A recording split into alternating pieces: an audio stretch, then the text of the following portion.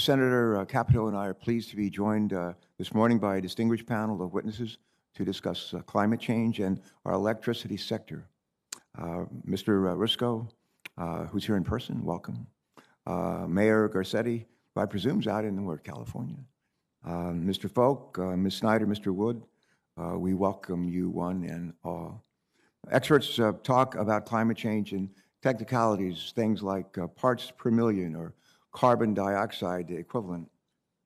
Get beyond these terms, though, and the reality of it's really more severe and the urgency more apparent. In Texas last month, as we know, that reality hit home. An estimated 4.5 million Texans lost power, some stranded for days on end in the freezing cold without heat or running water. Families literally froze to death, were poisoned by carbon monoxide, were trapped in home fires.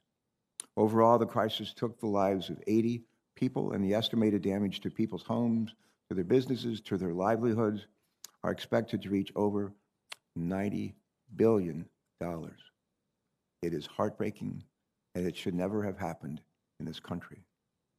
It's clear that Texas was ill-prepared for the unusually frigid temperatures. Gas-fired power plants, a nuclear reactor, coal plants, and some wind turbines, and natural gas wellheads all succumbed to temperatures that they were unprepared for. This wasn't the first time we've seen devastation fueled by climate change. And sadly, it won't be the last. As we'll hear today from Mr. Rusco, a report released this morning by the Government Accountability Office found that climate change is expected to have far-reaching effects on the electricity grid that could cost the American people tens of billions of dollars in damage and power outages like the devastation we've just seen in Texas. But a future of more suffering from climate change is not written in stone. We can invest in a cleaner, more resilient electric sector. As our president says, we need to build back better. A judge wants to ask, our committee's heard me say this more than a few times, but I love to tell this story. A judge once asked a fellow named Willie Sutton, a notorious bank robber during the Great Depression, and the judge purportedly asked Mr. Sutton, why do you rob banks? Mr. Sutton replied famously, because that's where the money is. And when people ask me, why do we need to reduce power sector climate emissions, I say, because that's where a good deal, not all, but a good deal of the emissions are. As it turns out, the electricity sector is the second largest driver of climate change in our country, second largest. Transportation mobile sources are the first, responsible for about 28% of our country's total greenhouse gas emissions. Electricity is the second, source of 27% of our nation's total emissions. And industry is the third, accounting for about 22%. If my math's any good, that adds up to more than three quarters of these greenhouse gas emissions in our country. If we want a cleaner, safer planet, and we do, all of us, we have to make the reduction of electric power emissions a top priority. President Obama understood this, and that's why he set a national target to reduce power plant emissions by about 32% below 2012 levels.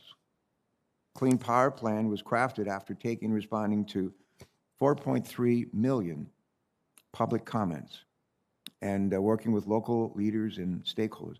I had my staff double check 4.3 million. That's the correct number, 4.3 million comments. I asked her, were they responded to? And the answer was apparently just about every one of them. But there were plenty of critics who argued several years ago that these national targets were too ambitious. President Trump agreed, and he repealed the Clean Power Plan and replaced it with an unambitious, ultimately illegal plan that was thrown out by the courts. It turns out that the critics could not have been more wrong about the Clean Power Plan. American utilities are already far surpassing its goals. We'll hear soon from one of our witnesses, Mr. Folk from Xcel Energy, about how his company is on track to reduce 85% of its carbon emissions by 2030. Let me repeat that. 85% of its carbon emissions by 2030. This move toward clean energy didn't happen by chance. State and local programs are driving the energy markets and utility decisions to go clean. Today, 30 states have adopted a mandatory renewable or clean energy standard for their electricity sector. 30 states. 14 of them have plans in place to transition to 100% renewable or zero-emission energy.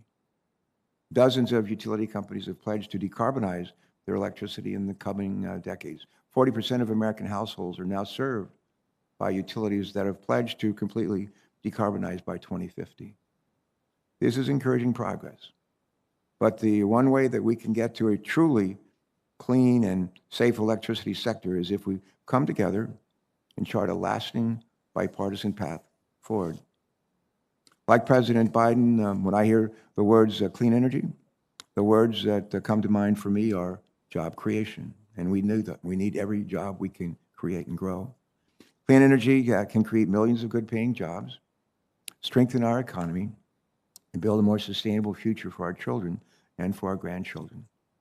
We have a real opportunity to make this happen for the American people. And I think we have an obligation not to let them down. And with that, I'm delighted to turn to our ranking member, Shelley Capito from the great state of West Virginia, for her opening statement. Thank you, Mr. Chairman, and I want to thank all of the witnesses who have joined us both here today and remotely, and I appreciate the opportunity to talk about an issue that's extremely important to everybody. I think the recent cold weather disaster that the chairman talked about in Texas and similar weather-related outages in the past few years have revealed two major challenges to the electric sector that policymakers must address. One is most certainly reliability. We need to ensure our energy systems are resilient to the impacts such as extreme weather, storms, wildfires, or cyber attacks. If an emergency occurs, we want to make sure that any of those impacts are minimized and are remedied quickly. The other is affordability. Building and maintaining a power system, especially with innovative technologies, comes at a price. We need to make sure we are not making it unaffordable to turn on those lights, especially during and after an external challenge to grid reliability.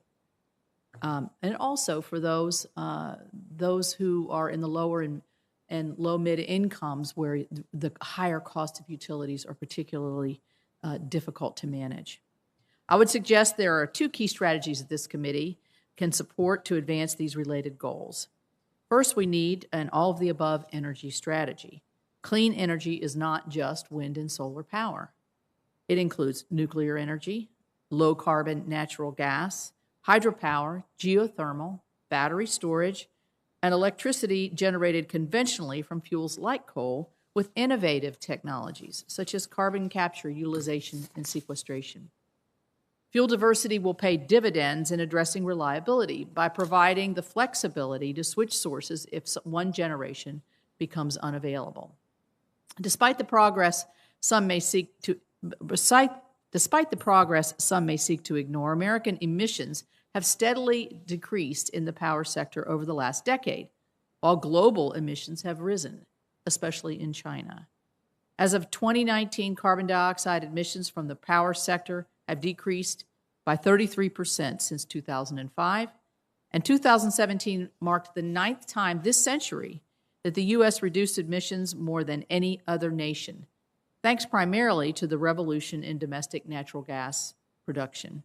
We need to continue to build up America's energy leadership and invest in innovation in innovative ways, which directly ties in with the theme I've mentioned before. We can't build back better if we can't build anything at all. While general oversight of the grid is not within the committee's jurisdiction, proper permitting absolutely is. Certainty in permitting and consistency of regulations is essential for building the relevant infrastructure to achieve our goals of reliability and affordability. For too long, states and project sponsors have been stuck in a regulatory purgatory, seeking endless approvals from up to 13 different federal agencies. Additionally, dozens of state and local approvals are typically required before construction.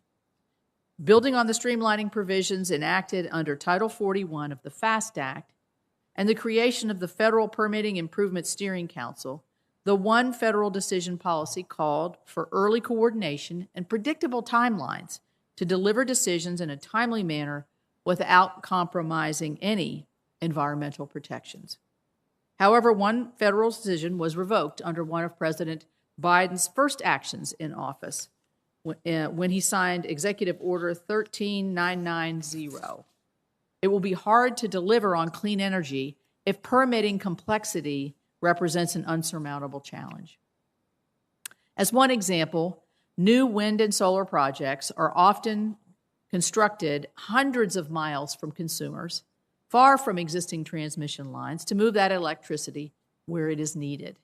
Without the ability to timely permit new transmission, the ambitious goals set by President Biden of zero emissions by 2035 is just a costly pipe dream.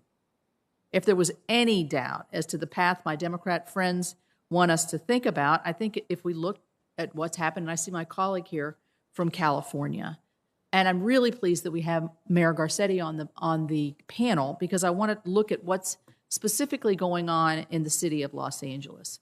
According to the Bureau of Labor Statistics, in January, Los Angeles households paid 52.2% more for electricity than the nationwide average in the same month.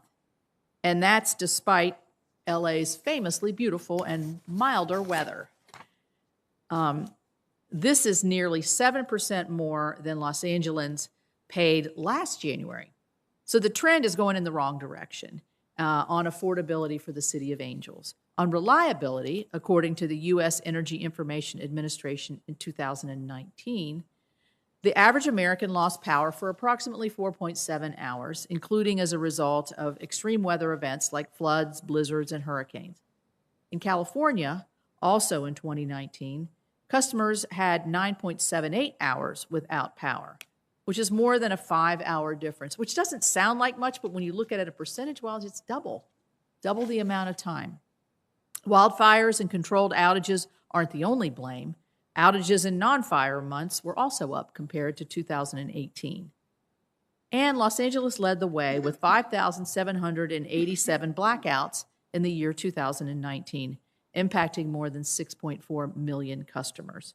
Goes to my reliability premise. This is before ambitious plans to electrify transmission and to shutter the state's remaining nuclear plants and put pressure on its natural gas plants. I noticed that the mayor is going to be closing, I think it said 3 natural gas plants.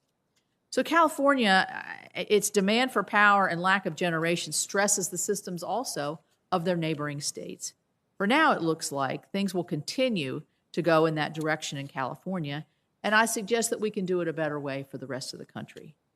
But I don't disagree with everything that the mayor has put forward. In his testimony, he hit on my other premise of where I think we need to go.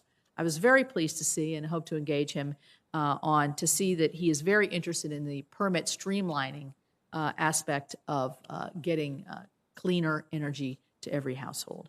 This is certainly something I agree with him on, and I believe should be a priority for our committee. So I thank the chairman, and I would like to take a moment. Should I introduce my West Virginian, or should I wait to do that, Mr. Chairman? Why do you go ahead right now? Okay. Never a bad time to introduce a West Virginian, that's for sure, as you know. So I want to thank all the witnesses here, and I want to thank particularly Jim Wood for coming or for being here to join us to testify. Jim Wood is the director of the Energy Institute at West Virginia University, where he also serves as director of the U.S.-China Clean Energy Research Center Advanced Coal Technology Consortium. In 2019, Mr. Wood was appointed by our governor, Jim Justice, to his Downstream Jobs Task Force. The task force is working to bring manufacturing opportunities to the state ahead of the anticipated expansion of the petrochemical industry in Appalachia. Additionally, Jim has 30 years of experience in the power industry. He came to West Virginia University in 2014 from Thermo Energy Corp., where he was chairman, president, and CEO of the Massachusetts-based company focused on industrial wastewater treatment and power generation technologies. Prior to that, prior to WVU, Jim was Deputy Assistant Secretary of DOE's Office of Clean Coal for President Obama, and he was responsible for a $4.5 billion program for research and demonstration projects related to carbon capture and storage, advanced power generation cycles, fuel cells, and advanced integrated gas combined cycle processes. I'm really happy to have Jim. I've relied on him as an expert for me to help me. We're happy to have him in West Virginia at WVU, and we're really pleased to have him in the committee today. Thank you. Thank you, Senator Capito. And Mr. Wood, welcome. I'm born in Beckley, so it's nice to have a West Virginian, another one in the House, in fact, in the room, even if virtually. Next, I want to recognize Senator Padilla and see if he might introduce another one of our witnesses whose name has been mentioned, the mayor of the largest city in California, the City of the Angels. Senator. Thank you, Mr. Chair and Ranking Member Capito, for inviting me and allowing me to introduce my friend, the mayor of the second largest city in America, my friend Eric Garcetti. Mayor Garcetti is a fourth-generation Angelino, born and raised in the San Fernando Valley, just like myself. He's a true public servant. We served together on the Los Angeles City Council once upon a time. He's an intelligence officer in the United States Navy Reserve and currently serves as the 42nd mayor of the city of Los Angeles. And throughout his tenure, among his priorities has been leading the way with some of the nation's most ambitious climate goals. Particularly helpful over the course of the last 4 years as the prior administration retreated from the global stage. Mayor Garcetti mobilized mayors across America to adapt the Paris Climate Agreement. Folks, the City of Los Angeles has the largest municipal electrical and water utility in the country. We refer to it as the Los Angeles Department of Water and Power. And that utility is rapidly and successfully meeting California's state renewable energy goals ahead of schedule. Additionally, Mayor Garcetti has served in leadership roles for LA Metro, or a transit agency for the region, not just the city of Los Angeles, oftentimes serving as chair where he has advanced the electrification of the bus fleet for Metro. So as the leader of the largest municipal utility in the nation, along with leadership of one of the largest metropolitan transportation systems in the nation, Mayor Garcetti has had a critical voice locally, regionally, and nationally on climate change, not just for the sake of achieving climate goals, but for fostering economic growth and opportunity. So colleagues, please welcome my friend, Mayor Eric Garcetti. Thanks for that introduction. Mayor Garcetti, can you hear me? I can, thank you. Can you hear me okay? Yeah. I'm a retired Navy captain and used to be stationed up and down the coast in California during the Vietnam War. And Wonderful.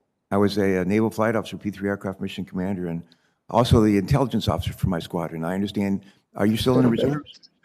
Go Navy. No, last year, 2 years ago, I dropped out after 12 years of service. That's great. Well, thank you, and thanks for your service in that capacity, too. We've got several other distinguished witnesses on today's panel. Frank Rusco, who I personally welcome here. Frank's live and in person here for today's hearing. He's joining us. He's the Director of Natural Resources and Environment at the Government Accountability Office, a great team of people whose job is to really serve as our watchdog and try to help us be better more fiscally responsible. We thank you, Frank, for joining us and send our best to your Controller General and your colleagues. We're also fortunate to have two other witnesses join us virtually, Ben Folk, who is the Chairman and Chief Executive Officer of Xcel Energy. Welcome, Ben. I have a son named Ben. It's one of my favorite names. And also Sandra Snyder, Vice President for Environment at the Interstate and Natural Gas Association of America. And we thank you all for joining us today. And Mr. Rusco, why don't we start with you? And you may proceed when you're ready. Take it away. Thank you. Thank you, Chairman Carper, Ranking Member Capito, and members of the committee. I'm pleased to be here today to discuss the need for greater climate resilience of the electricity grid. The fourth National Climate Assessment, published in November 2018, warned, among other things, that extreme weather and other disaster-causing events will increase and that adaptation measures will need to be taken to avoid large societal losses. In addition, the electricity grid, as part of electricity or energy infrastructure more broadly, is considered a critical infrastructure that should be resilient to all hazards to protect public health, safety, the economy, and national security. Our report being issued this morning looks at climate resilience of the electricity grid in this context. We found that the costs of large power outages, as occurred recently in Texas, are likely to cost many billions of dollars annually unless the grid is made more resilient to climate-related extreme weather, wildfires, sea level rise, and flooding. These include the direct costs of repairing damage caused to the grid, but also include significant but hard to quantify broader societal costs. These latter include the cost to consumers and businesses that lose power during climate-related events. They also include public health and safety disruptions when power to other key sectors is disrupted. Importantly, the costs borne by consumers during power outages are not equally distributed across income levels. Frequently, lower income consumers suffer disproportionately during power outages because they have less access to alternative power sources, such as rooftop solar or generators, and fewer resources to be able to temporarily relocate out of the affected area. Lower income populations are also less able to afford increases in electricity rates, which is ultimately the way investment, operations, and maintenance costs of the grid are covered. So how do we know what investments to make and how can it be paid for? GAO's disaster risk framework provides some ideas. First, the federal government needs to play a role in providing quality information to all stakeholders, including private owners of the grid, state and local regulators, and ratepayers about the risks associated with climate-related power disruptions. This can help state and local regulators understand the need for resilience measures. Secondly, the federal government can play a role in integrating and coordinating across stakeholders to achieve a consensus on what specific actions need to be taken. And third, the federal government can provide positive incentives or reduce disincentives to encourage resiliency measures to be undertaken. DOE and FERC are the key federal agencies at play here. DOE has the capacity and has taken many steps in cooperation with some utilities, national labs, and other key stakeholders to identify climate change risks to the grid. However, DOE needs to develop a plan to guide its resilience efforts and to better leverage the national labs in these efforts. DOE also needs an agency-wide strategy for enhancing grid resilience to climate change risks.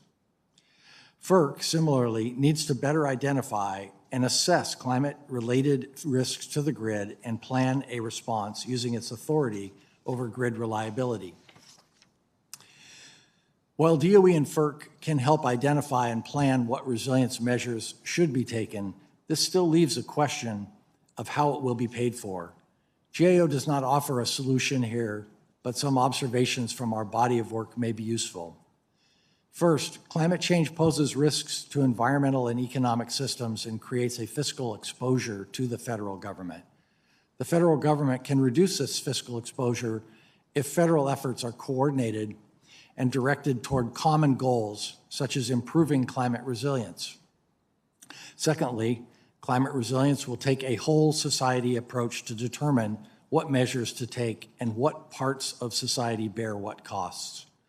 Lower income populations often bear a disproportionate burden during disaster events and are less able to pay for individual resilience measures or for those built into the greater system. Lastly, as the fourth National Climate Assessment advises, even though there remains uncertainty about the precise effects of climate change in every sector, acting sooner rather than later while prudently learning along the way is the appropriate path toward climate adaptation. Thank you. This ends my oral statement. I'll be happy to answer any questions you may have. Mr. Risco, you've given us a lot to chew on, and we look forward to asking some questions in a little bit. But let's turn to our other witnesses first. And Mayor Garcetti, we thank you again for joining us, I presume, for the West Coast. And please proceed with your testimony, Mayor. Welcome. Thank you. Thank you so much, Chairman Carper, Captain Carper, to Ranking Member Moore Capito, to the entire group there. And thank you so much, Senator Padilla, who I enjoyed tackling energy policy together when we both sat next to each other in the Los Angeles City Council 2 decades later. We're so proud of your representation of our Golden State. Great to be with friends like Senator Duckworth and Senator Sanders, Senator Inhofe, who I visited with in his office. Thank you for the honor. I'm so excited to be able to testify on this important issue before you today. I lead America's second largest city, where I oversee the nation's largest power and water utility that is municipally owned, with an energy demand equal to that of the state of Colorado, just to be able to picture what our challenge is every single day. And I'm here to say in no uncertain terms that an energy grid that is 100% renewable, reliable, and resilient can be achieved.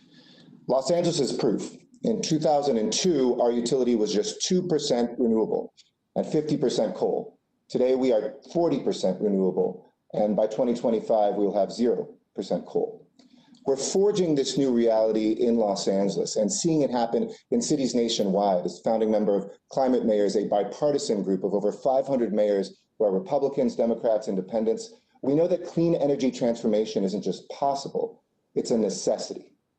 We're excited too about this work because it's creating economic opportunity, jobs, investment, it's keeping the lights on, and it's fueling the next generation of American innovation.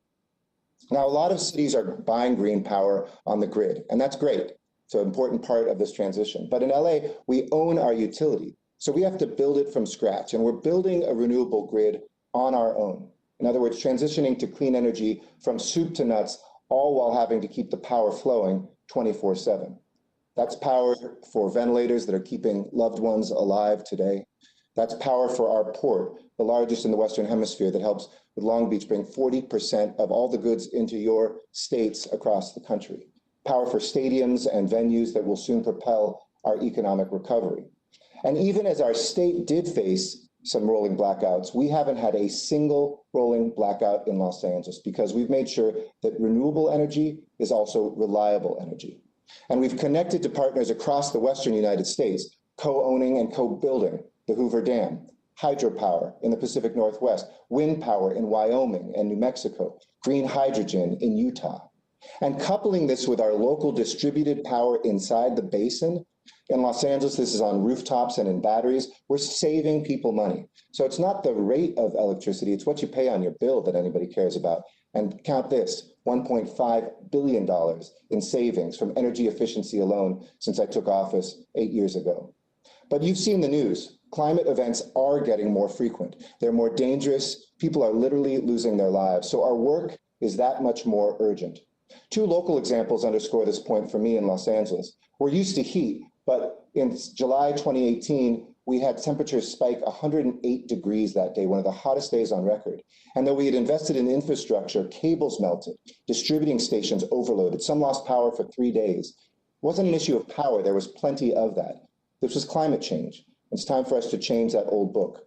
The second example you know well, the Saddle Ridge fire of October 2019, 8,800 acres that burned, and we came very close to losing our transmission into Los Angeles. We came within an inch for the first time of rolling blackouts, but they never came because we could rely on local energy, panels on rooftops that kept the energy going. Scary moments, but not isolated ones. Whether it's destructive wildfires in Senator Merkley's state, the record-breaking heat waves in Senator Kelly's states, the recent storms in Texas, there's two questions that occupy Americans, especially young Americans. How do we save our planet, and where's my place in that planet?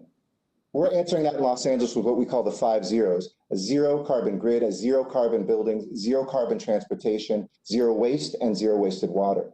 We're on our way to 55% renewable energy by 2025 and 80% by 2036, 100% no later than 2045. And we are tapping into American innovation, working with the National Renewable Energy Lab, to have the biggest study of its kind in American history to get there, to make it more reliable and cheaper. One example, we invested in the largest solar plant eland in the nation's history with the cheapest price ever in the world for both generating and storing electricity, 280,000 households worth, and it's cheaper than a new gas plant. So we look at our ability to not only invest in jobs, but to invest in the future. So I'd advise, make your investments bigger and bolder and faster. Scale up a national green bank, expand our EV tax credits to help our drivers go electric, and so much more. In other words, federal urgency has to match local drive, and trust me, we'll have local dollars to match that as well. I think I've reached my 5 minutes. I look forward to the questions and answers, but this is the moment to think big, to act fast, and yes, to Senator Moore Capito to also look at the regulatory power to unleash American creativity. Thank you, Mr. Chair. Mayor Garcetti, thank you so much for those words. We'll now turn to Ben Folk. Mr. Folk, you're recognized to present your testimony. Please proceed. Thank you, Chairman Carper, Ranking Member Capito, and members of the committee. My name is Ben Folk, and I am the chairman and CEO of Xcel Energy, a Minnesota-based public utility holding company serving 3.6 million electric customers and 2 million natural gas customers in 8 Western and Midwestern states. I also serve as chairman of the board of the Edison Electric Institute. Now, Xcel Energy has long been a clean energy leader. In 2020, we achieved a 51% reduction in carbon dioxide emissions from 2005 levels. And just over 2 years ago, I announced a 2-part goal for Xcel Energy's electric business to deliver 100% carbon-free energy by 2050, and in the interim, to reduce our carbon dioxide emissions by 80% by 2030. Now, Xcel Energy is a clean energy leader because we can take advantage of the extraordinary wind and solar resources in our backyard. But our whole industry is moving. Since December 18th, December 2018, more than 24 EI member companies have established zero or net zero targets on their own. The good news is our strategy is working. We've announced plans to greatly expand our portfolio of low-cost renewables, extend the life of one of our nuclear units, build new efficient natural gas-fired generation, and retire or reduce the operation of our coal plants. Now, these plans will reduce emissions while keeping service reliable and affordable. They rely on proven technologies, especially renewable energy. By 2030, we estimate that renewable energy will make up about 2/3 of our energy mix. However, renewable energy can only take us so far. At higher levels of intermittent renewables, the cost of the energy system begins to skyrocket and its reliability degrades. That means the whole industry, even Xcel Energy with our remarkable renewable resources, will need some form of new carbon-free 24/7 dispatchable generation to remove the last increment of emissions on our system and get to our goal of zero. Now, these technologies may include hydrogen, advanced nuclear, advanced renewables like deep geothermal, carbon capture or storage, or other things perhaps that we haven't thought of. And I believe public policy can make these technologies a reality. And we, along with EEI and environmental groups, are encouraging Congress to pass a carbon-free technology initiative focused on federal policies that will encourage their deployment. These technologies require the kind of innovation that I know America can deliver. With the right policies, I'm confident that our laboratories, companies, and entrepreneurs can develop these technologies and create new jobs and remarkable opportunity both here at home and abroad. But these technologies won't be available overnight. And until they arrive, we will still need natural gas and existing nuclear generation on our system. Natural gas and nuclear will facilitate high levels of renewable energy and maintain grid reliability. New natural gas will only operate when needed, perhaps a small number of hours a year during peak demand when renewables aren't available. For the next 2 decades at least, natural gas and nuclear do not stand in the way of the energy's clean transformation. I believe they enable it. In other words, we need a balanced, diverse energy portfolio, and that's the key to an affordable, reliable energy system. The extreme weather that impacted our nation during President's Day weekend made that clear. Now, we don't serve that portion of Texas that was most affected, and for our system, we were able to maintain electric power and natural gas service for our customers, but we did experience the enormous fuel cost increases. I would also say that the reliability of our system was no accident. It was a result of actions we've taken over the last decade to invest in a balanced resource mix, one that includes nuclear, coal, gas, wind, and solar. And we relied on all these resources during the cold snap. We also invested in the resilience of our generating resource. For example, equipping our wind turbines with cold weather protection and making sure our natural gas-fired plants are winterized and equipped with dual fuel capabilities. I believe going forward, we must assure the resilience of our nation's national natural gas production and pipeline system, because I believe we're going to be needing it more than ever going forward. I think with the right policies, electric utilities can lead the nation to an affordable, reliable, and prosperous clean energy future, and Congress can help. We believe the right kind of clean energy standard would help promote the clean energy transformation. To accelerate clean energy development, Congress must also reform the current clean energy tax incentives by providing a direct pay option and addressing tax normalization. I provided more detail about these tax policies with my written testimony for the record. I want to thank you for the opportunity to speak today, and I very much look forward to your questions. Thank you. Mr. Falk, thanks very much for those comments. We're delighted that you've been able to join us. I think next in our lineup, batting fourth, cleanup, Sandra Snyder. Ms. Snyder, please proceed. Chairman Carper, Ranking Member Capito, and members of the committee, good morning. My name is Sandra Snyder, and I'm the Vice President of Environment at the Interstate Natural Gas Association of America, INGA. Thank you for holding this hearing and the opportunity to testify. INGA appreciates the committee's focus on climate change, energy reliability, and fostering economic growth as we build back better. INGA's members transport natural gas through an underground network of pipelines that is analogous to the interstate highway system. These transmission pipelines typically span multiple states, and they link major natural gas supply basins to consumption areas. This extensive network has been built and maintained using private capital. I have 4 main points I would like to convey. First, the natural gas transmission and storage sector has continued to make progress on reducing greenhouse gas emissions.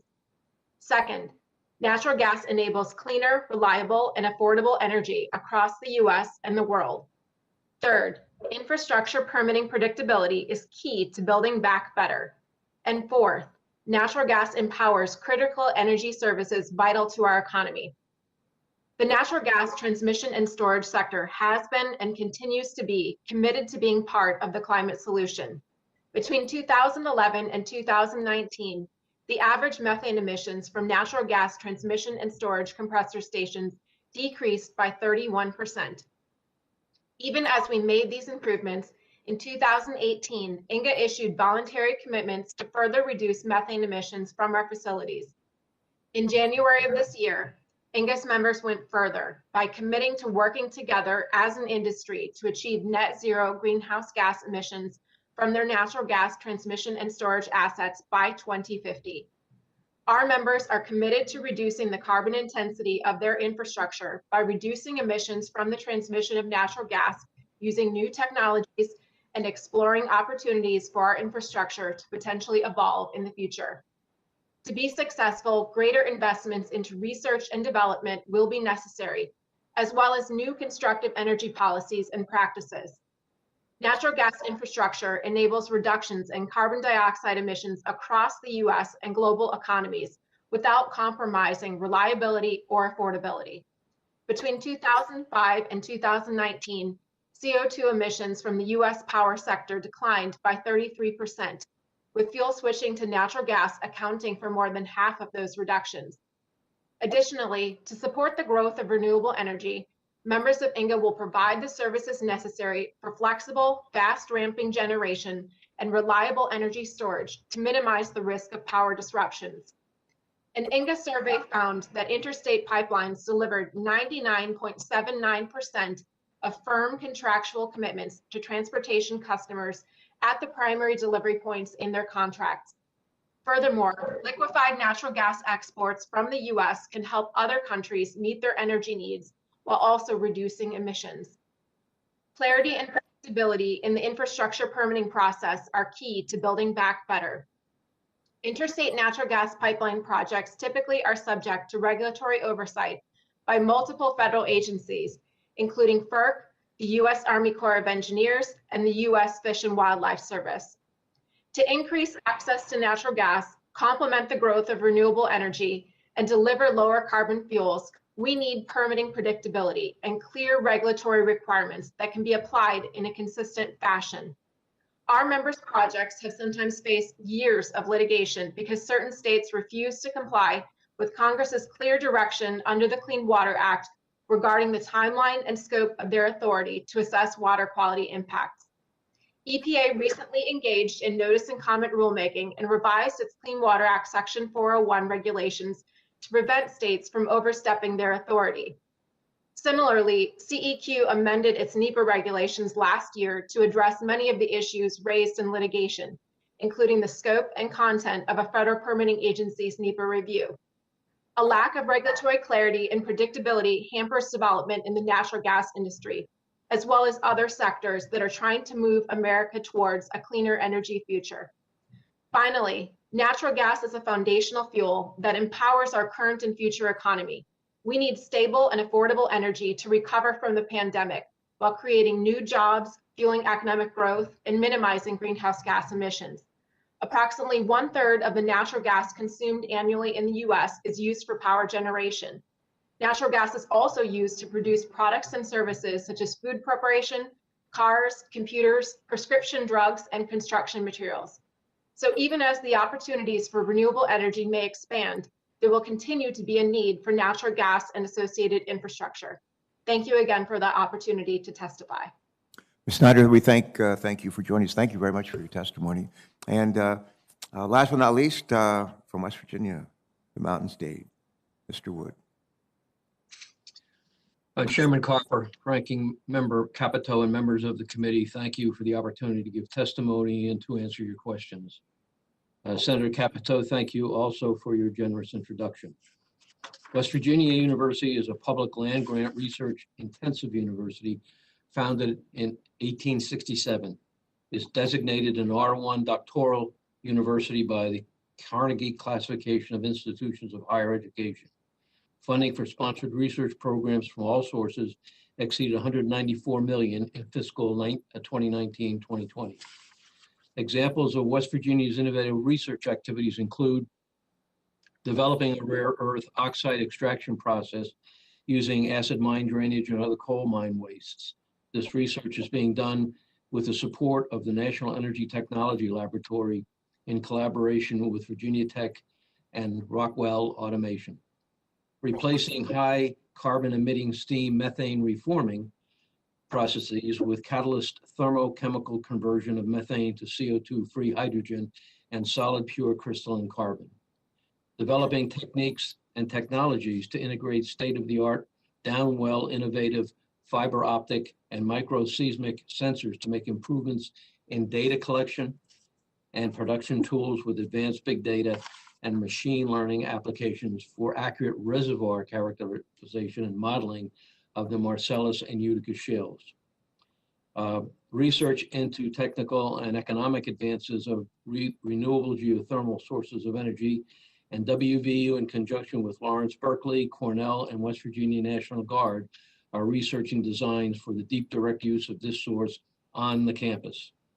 And finally, we sponsor the National Alternative Fuels Training Consortium, which is available to train people. It's national. It's available to train people to maintain vehicles powered by alternative fuels, including electricity. There are a number of important and practical considerations in addressing the challenges facing the electricity sector in respect to climate change and fostering economic growth. First is affordability. Just as manufacturers seek low-cost labor or advanced mechanisms to reduce the cost to produce a product, when electric rates rise, manufacturers will seek low-price sources of electricity in order to remain competitive. This will slow economic growth in areas unable to attract manufacturing and will shift cost recovery away from industry and toward non-industrial consumers. Today, there are manufacturers searching, even demanding, low-cost electricity from renewable sources. Second is resilience and reliability. Most commercial forms of electric generation are designed, constructed, and operated to be very reliable. A natural gas combined cycle plant can operate nearly 100% between proper maintenance periods. Wind turbines can operate for 3 years between oil changes, but require preventative maintenance 2 to 3 times a year, which is obviously scheduled when the wind is not blowing. Third is diversity in generation. The wind farms in West Virginia are on mountain ridges because that's where the wind blows. Gas generation can occur whenever there is viable pipelines. Coal-fired generation is the principal source of electricity in West Virginia, and the supplies of coal are plentiful. Solar generation may have a tougher time as West Virginia's terrain is pretty bumpy, and the northern parts of the state are cloudy from October until mid-spring. Fourth is grid stability. The grid operator must have a viable plan for providing power to offset the effects of intermittency associated with wind and solar energy. Grid design and operations must be well integrated with locations and amounts of renewable and non-renewable sources of generation and hardened against cybersecurity. Fifth is storage. There's a 32 megawatt lithium ion battery storage project in conjunction with a 98 megawatt wind project near Elkins. The Energy Institute has begun discussions with the Army Corps of Engineers on its use of data, which may point to areas that can be used for pump storage.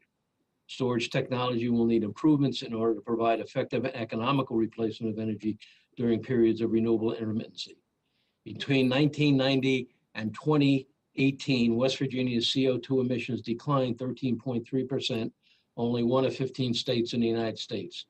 The implication for us is the cost of effective CCUS must increase in order to be able to retain some amount of coal and gas generation in the state to help offset the intermittency problem. Passage of 45Q tax credits was a boost to CCUS, but in all, capital costs still exceed benefits available to CCUS systems, and in some parts of the state, the geology is unsuitable for subsurface storage of CO2. I hope this information is useful, and I thank you for your time and your attention. Thank you so much for those comments. Great of you to join us. Senator Capito and Senator Manchin and I are beginning the early planning, working with Aspen Institute for a workshop in West Virginia, maybe in Morgantown, in the late spring, that focuses on how do we help make sure the folks whose previous jobs have gone away, how do we help make sure that they land on their feet and have a bright future, as well as we work to reduce the amount of carbon pollution in our country and in our planet. I just want to ask each of you to give us a good idea on how to do that. Give us a good idea on how to do that, how to better ensure that the folks who are facing real hardship because their contribution, if you will, is toward helping reduce carbon dioxide in our planet. That contribution has lost in many cases, their livelihood. Your advice on what we can do to help reach back and help them. Let's just start, if you could, with Mr. Roscoe. Any thoughts you have, Mr. Roscoe, and then we'll just go right down the line. Go ahead, Mr. Roscoe. Thank you. I think that the energy system is in a wide transition. It started really with the advent of lower cost natural gas as a result of the hydraulic fracturing innovation. And that has been the primary driver behind retirements of coal plants and nuclear power plants as well. The rapid expansion in recent years of renewable resources has also helped with or furthered that transition. A further transition that we need to think about is almost every major car manufacturer in the world has now said they're going to electrify their fleet sooner rather than later. And so we're really looking at a massive transition in energy, and that will have implications on jobs regionally, and there will need to be thoughtful policies in place to try to find work and training in new sectors for people who are losing their job as a result of this transition. I'm sorry, I don't have specific ideas. That's fine. That's fine. You can hold it right there. Let's turn next to, I'd like to go to our chairman of Excel. Would you go ahead and I think it's Ben Falk, would you give us some ideas, please? And try to use about a minute of your time. Thanks. Yeah, I'll be brief. We're already dealing with this, and there's nothing, it's very personal when it's your community or your job that's being lost as a part of this clean energy transition. What we've done is be proactively talking to our employees and our communities well in advance, giving long lead times. For our employees, we're using natural attrition, retirement, and we're retraining any employees that want to continue to work at Excel so they can have other jobs. And we, I think, developed very good partnerships with our unions in that regard. For our communities, what we'd like to do is typically repurpose that site with replacement generation so that tax base is preserved. We also double down on our economic development efforts, and we've been very successful in bringing businesses into those communities using that existing infrastructure in place, and it's worked out, quite honestly, pretty well. So that's what we're doing. That's what we plan to do going forward. Great.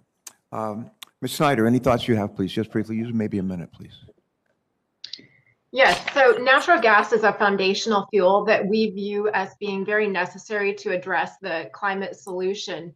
I think that going forward, we are very committed to expanding the availability of natural gas and complementing the renewable sources that may be growing out there. So being part of that process, and also transporting lower carbon fuels. So we do think that there will continue to be jobs available in our industry, and we recognize the need to keep the cost of energy down so that that's not having a negative impact on other parts of the economy. It's so important to manufacturing industry as well as small businesses like restaurants that they have affordable natural gas available.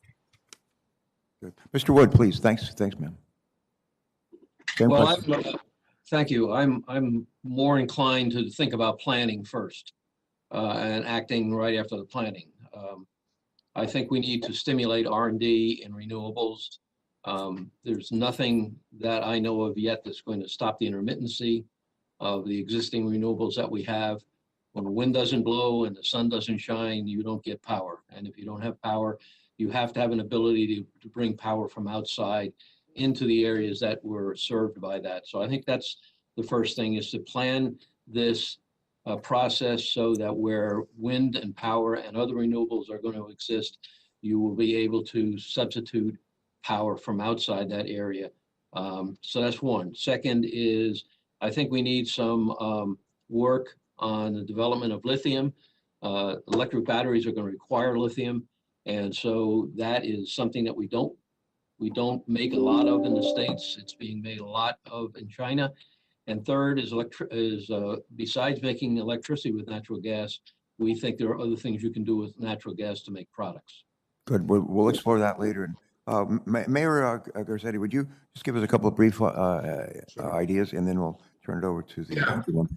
Go ahead, Mayor. We're hiring, and it's been part of the great success of what we're doing to transition for our energy and climate needs to see our economy get a huge boost. By 2030, 100,000 new jobs. And as much as about a third of the job growth, which outpaced California, which outpaced the country after the last recession, here in LA has come from green jobs. And I know that's a term that gets misused a lot, but these are union paying, good jobs, smart meters to new lines, transmission, et cetera. And we're investing in jobs in Utah, we're investing in jobs in Wyoming, in New Mexico, in other places as well. A couple concrete things I'd say. One is a national training center for infrastructure jobs. You can do this. You can do this especially with people who've been left behind in the economy, communities of color, poor communities, rural communities where folks need that transition. And we could show you some of the examples of that we've done in Los Angeles. And targeted local hire and allowing local hire for infrastructure, which I know the Senate will take up later, hopefully this year, is going to be absolutely critical to making sure those jobs are local and that you find those specific people, not just statistics, but people who are transitioning from one job to the next. Make sure you find out who they are, train them with our community colleges. Our labor unions can be very useful too, and get them in these new good paying middle-class jobs. That's great. Okay, I skipped over one of our witnesses, and we'll come back and later on ask you to just respond to the same question. Thanks very much.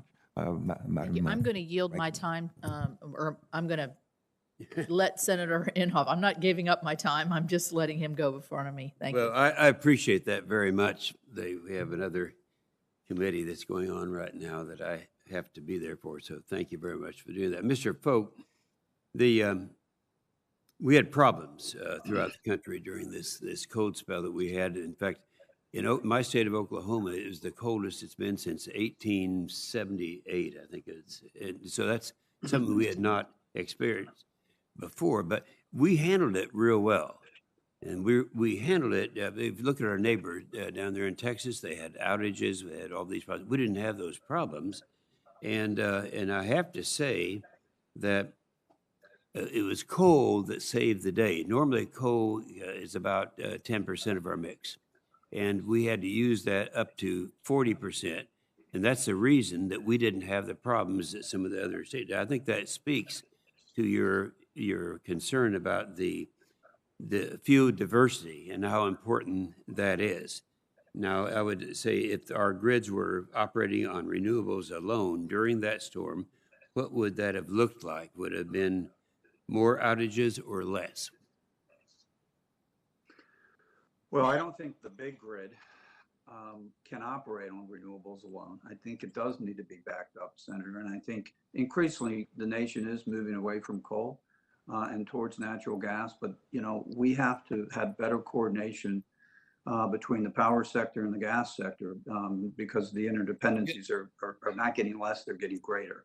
So we also have some coal, we have some natural gas, and all of those, our plants worked. They were ready to go. So I think it can be done without coal, but you're going to have a dispatchable resource, and I think that's natural gas. My point is the diversity. That's what saved us in the state of Oklahoma, and then also the statement. And when you said it in your opening remarks, we wrote it down because I like the way you said it. You said for the next 2 decades at least, natural gas and nuclear do not stand in the way of the industry's clean energy transition. They make it possible. That's a great statement. I would like to ask Ms. Snyder, do you agree with that statement? Yes, I absolutely do. Natural gas is foundational to our energy system, and I think it's going to play a very key role in addressing climate change. You know, around 1/3 of electricity is generated using natural gas right now in the US, and our system is extremely reliable. Looking at a survey of the INGA members, which are the interstate natural gas pipelines, over a 10-year span, they were able to meet their firm contractual commitments 99.79% of the time. So we know how important that reliability is, and we're looking forward to the future to expanding the availability of natural gas, complementing renewables, as well as transporting lower carbon fuels. That's good. Well, I appreciate that very much. And the one thing that I wanted to get into, and I think there is time now, Ms. Snyder, to address this, and that is the NEPA permitting reform. In the previous administration, of course, there's a lot of criticism of our previous president on their feeling about the reforms. And I've always felt anything that takes 5 years can be done in 2 years. And at that time, they were talking about the Council for Environmental Quality found the average time to complete the environmental impact statement was 4.5 years, which I felt was far too long. Now, the president at that time said we could do it in 2 years. So we made some reforms there, and I'd like to have your opinion. Do you think that the improvements that were made during that time served to our advantage in NEPA reform? Yes, I do. NEPA is the most litigated environmental statute out there. As you said, it takes some time in order to complete these environmental reviews. These environmental reviews are necessary before our infrastructures in the interstate pipeline industry can move forward and before FERC will issue a certificate in order for it to operate. But many different federal agencies are involved, and I think that programs such as the One Federal Decision are just common sense to try to get the federal family to work together, cooperate, share information, and work based upon a timeline. Yeah, well, I agree with that, and I think that a lot of people are not aware of the fact that it's not just gas, it's the wind industry also supported those reforms. I think most all suppliers benefited from those reforms. Thank you very much, Mr. Chairman.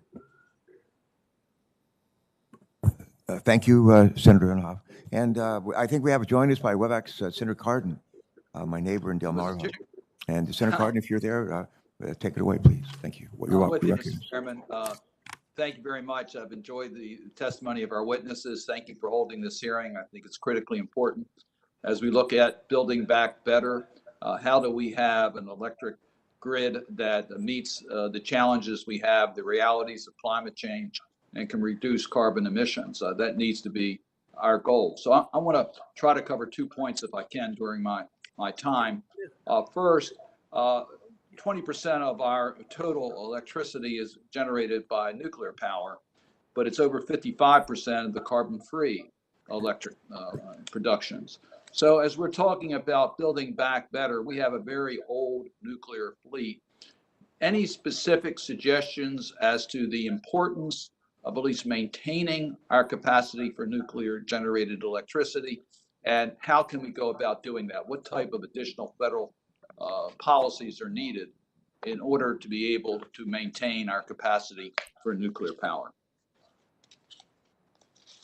Mr. Vokes, you're in the energy business, so.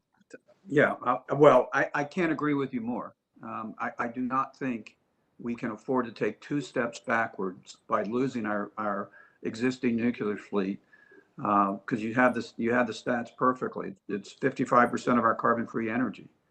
And, you know, I am fortunate that I operate in a vertically integrated environment, so I can convince my regulators, hopefully, of the importance of nuclear.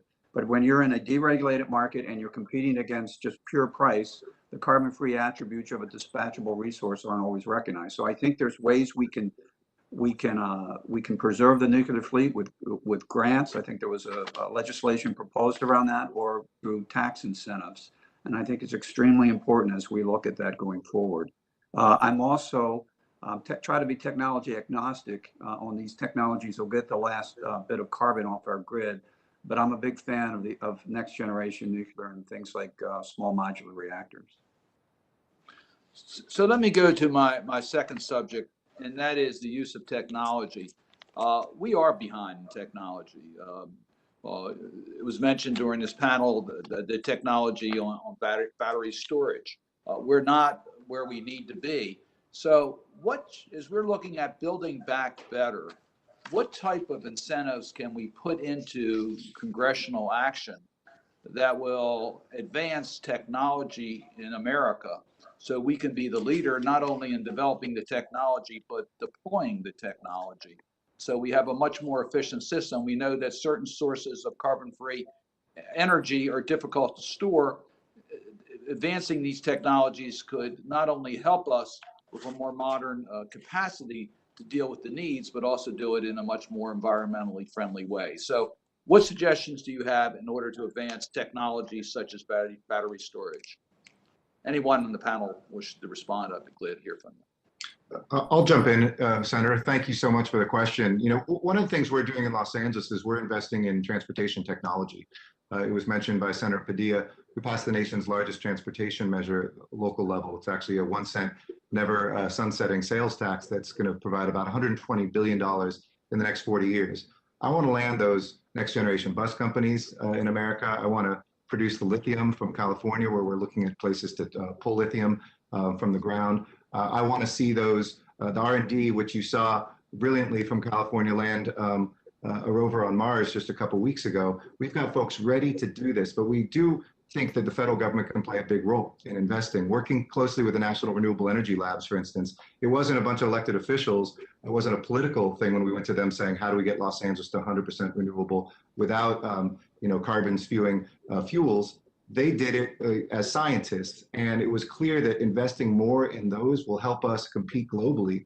We're still buying most of our batteries abroad. We need to be producing those locally and the elements of them. And I think the transportation sector is a very robust place where that infrastructure investment can double down by making sure that innovation comes from America. Mr. Mayor, I think your points are well taken. I would just encourage specific recommendations as to what we could include in an infrastructure bill that would help advance that type of investment here in America, because we know it's happening globally. Yeah, one specific thing would be to have a national consortium, to put a national institute together for transportation innovation.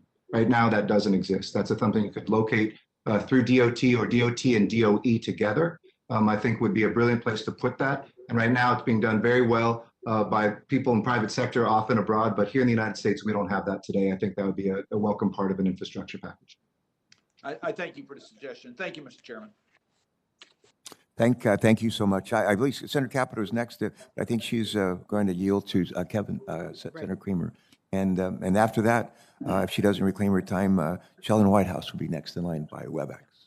All right, Senator Creamer, I think you're on. Thank you, Mr. Chairman. Thank you, Senator Capito. Thank you for this important hearing and this important topic. As you know, this is sort of in my wheelhouse. I spent nearly 10 years as a utility regulator at the North Dakota Public Service Commission, where we had not just direct, regulation over the price regulation over utilities like and including Xcel Energy, but integrated resource planning, siting of a lot of things, including big transmission lines, pipelines, interstate, intrastate, energy conversion facilities of all types, including thousands of megawatts of wind. But reliability was always at the forefront. In fact, I like to say we were doing resiliency before most people thought it was cool. But as you know, as you've said, this is largely a FERC jurisdiction. And about 3 years ago, there was a FERC docket. They opened a resiliency docket, and then just a few weeks ago, they closed it with 0 conclusions and 0 recommendations. And I'd say in light of the recent outages in California, Texas, and the upper Midwest, their lack of action is an abject failure. And to recognize the problem and provide answers. So I want to submit, however, a dissenting opinion. Commissioner Danley's dissent really said it well. Quote, the bottom line is this: as long as we have markets that procure the wrong types of generation and in the wrong quantities because the resources providing the greatest reliability benefits are insufficiently compensated, we will continue to see events like those in California and Texas. And I would just highly recommend everybody to read it, and without objection, I'd like to submit it to the record. Without objection. Mr. Folk, as you know, I've been a strong proponent of nuclear, and I just want to just associate myself with everything that Senator Cardin said. And by the way, the build out, the regulation, overseeing all of that, we've got to streamline it. There's no reason not to. And so I associate myself with everything that he said. I want to piggyback a little bit on something you said that Senator Inhofe quoted, and that was when you said that nuclear, something to the effect that nuclear and gas don't have to stand in the way. In fact, they're part of the solution. I would submit to you there's not a better fuel in the world than nuclear for accomplishing the goals that you want to accomplish. And I say that because I think I can. It's not parochial to me. We don't have any nuclear in North Dakota. Xcel has very little generation at all in North Dakota, even though you're our largest utility. But we do benefit tremendously from your nuclear plants in Prairie Island and Monticello. I once got trapped in Monticello because my polyester pants put out too much radiation getting out there. Anyway, so I'm just going to associate myself with what he asked and with your answer, and I appreciate that very much. But you said something else, and it raised a question for me that gets to the point. I don't mean it to be rude, but we don't have polar vortexes in our part of the country, as you know. We have winter. They seem like vortexes to some people, but not where we live. And Xcel Energy is not just an electric utility, but you're a gas utility as well, and both in my state and as well as others. One of the things I worry about with regard to natural gas, not just as a bridge, but somehow as a substitute for real good baseload electricity, is when we're confronted with a 40 below zero day, which is not as uncommon as people might think. Certainly 30 below is not, 20 below is not, but those are the days the wind rarely blows. You as a utility, if you're confronted with either heating your home with natural gas or curtailing it to generate electricity to keep your computer operating in your home, which do you choose? And it seems like a ridiculous question, but it's meant to make a point, and I would welcome a response. Well, I will tell you, first of all, even our wind turbines with the winterization package they can't work below -22. To answer your question, you always choose a rolling electrical blackout versus gas out because the difficulty of relighting homes safely is incredibly time consuming. So, during the winter storm Uri, we did have all of our fossil generation, including our nuclear generation, worked, but at our natural gas plants, we switched them to oil We don't use it very often, but we switched from oil, and we were able to divert that natural gas that would have been used into the LDC for home heating. Well, let me just add in my final seconds here that I don't want to leave anything off of the table as a solution. I'm all about your ambitious goals, and I don't think we can get to your ambitious goals of 2050 carbon free without some reforms to the permitting and siting process for building the infrastructure necessary. But I don't want to leave out things like carbon capture, utilization, and storage either. I think we are not that far away, if we don't kill the innovators, we're not that far away from actually having even fossil energy being largely, if not completely, carbon free. So I want to work with people on the solutions, not argue so much about the problems. With that, I yield. All right, good. Thanks for that. I'm going to ask unanimous consent to submit for the record a report from the energy research and consulting firm Wood, McKinsey, and other related articles. These materials describe that the recent blackouts in Texas were caused by failures across the entire energy system, natural gas and coal included, due to lack of weatherization, lack of energy reserves, and inability to draw on resources from the rest of the national grid. All right. And with that done, I think Senator Whitehouse is going to be recognized thanks to the generosity of Senator Capito. And Shelley's going to join us by WebEx, and then back to our ranking member. And then after her, Senator Padilla, Senator Wicker, and joining us from Alaska, actually live in person, Senator Sullivan. All right. Senator Whitehouse, you're on by WebEx. Welcome. Thank you, Chairman. Good to be with you. Thank you, Ranking Member Capito, for letting me jump in here. To the last comment by Senator Kramer, I think that carbon capture has a very important role in our climate solutions, and Ranking Member Capito and I have worked very well together on carbon capture solutions, and we are working right now in my office on an expansion of the direct air capture. And I'd love to have your thoughts on that, and if you want to give me those thoughts at some greater length with some reflection, I'd be happy to take that as a written question for the record that you can respond to. And I'd also like you to think a little bit about what we can do to speed up major transmission lines to the areas in our country where there's abundant solar and wind.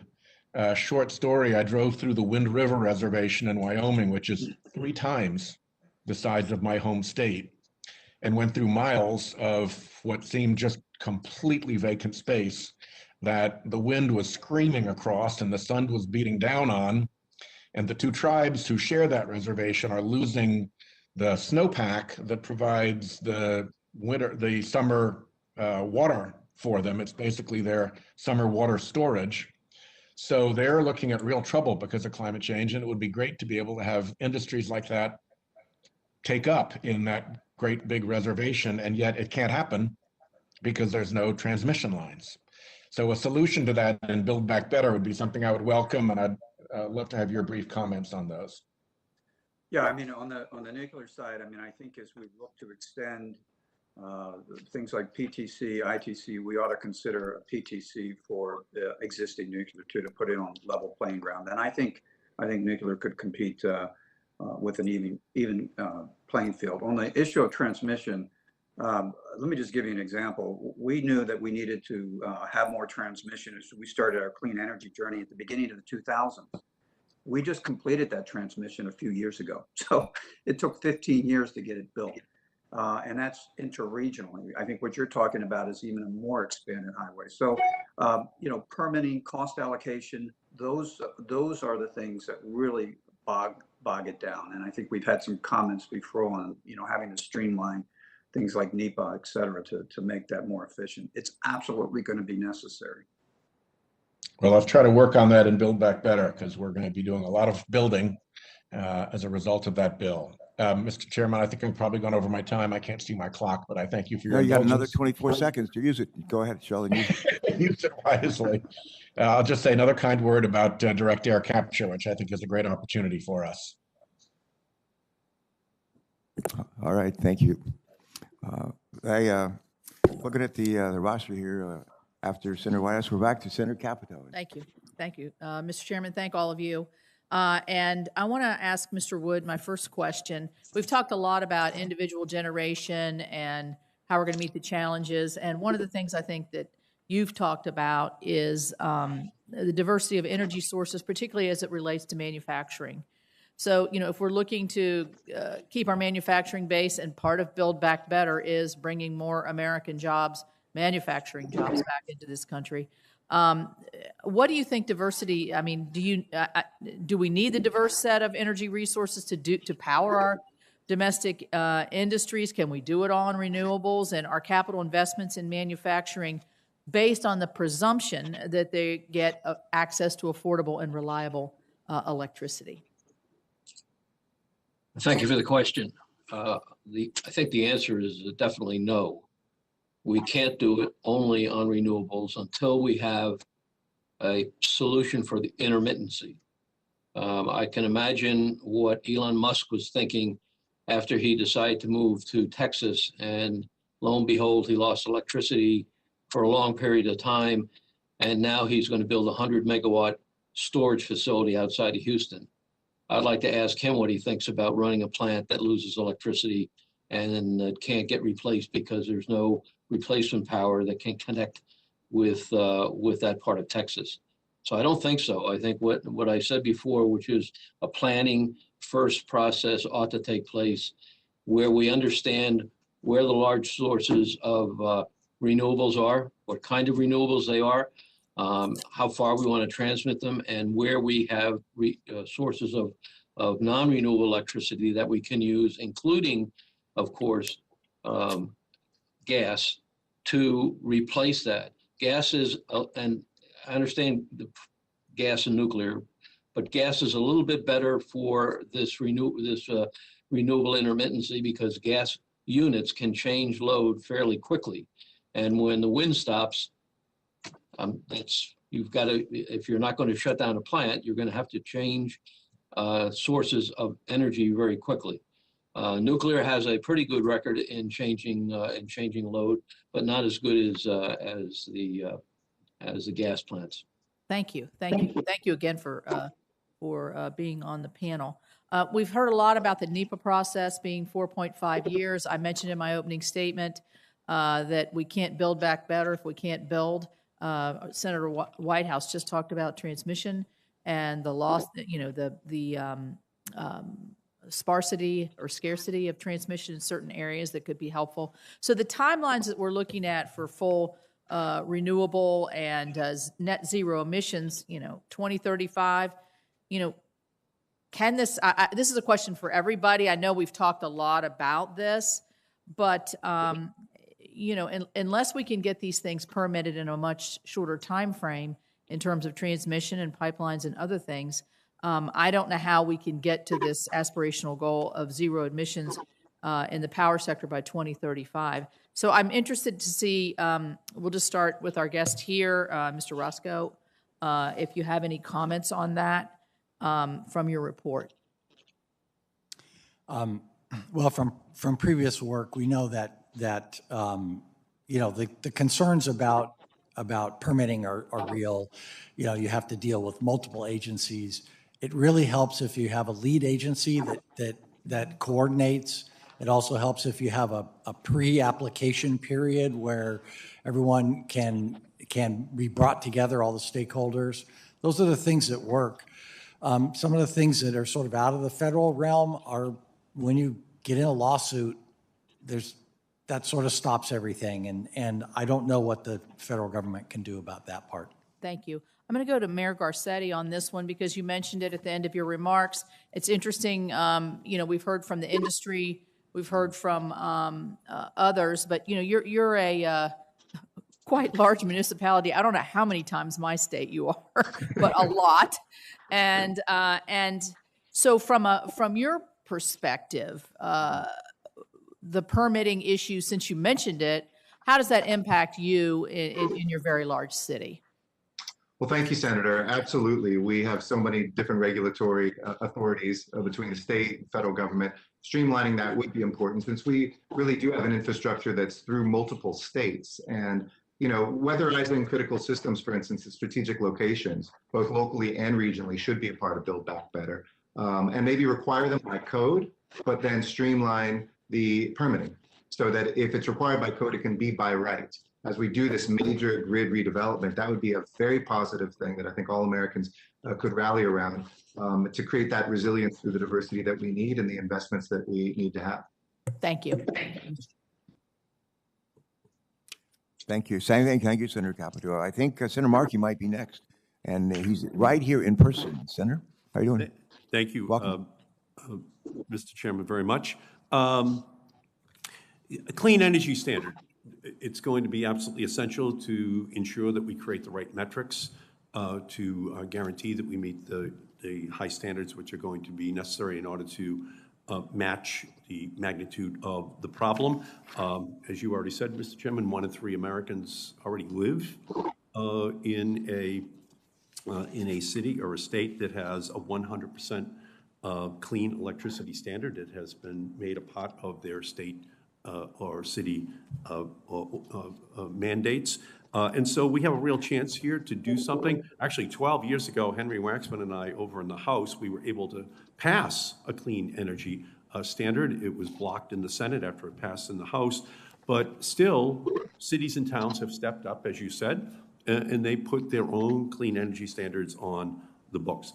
So, Mr. Folk, if you could, do you believe a clean energy standard can bring the business certainty necessary to provide reliable and affordable power to your customers while at the same time encouraging clean energy innovation?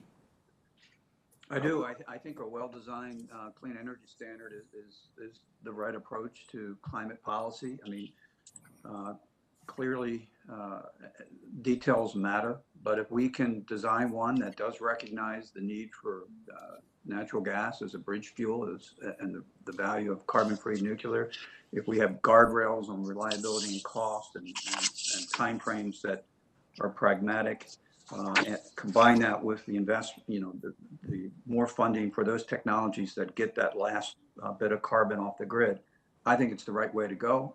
Excel has supported some of the proposed legislation out there, and I don't think my industry is far behind in general in supporting that approach. No, thank you.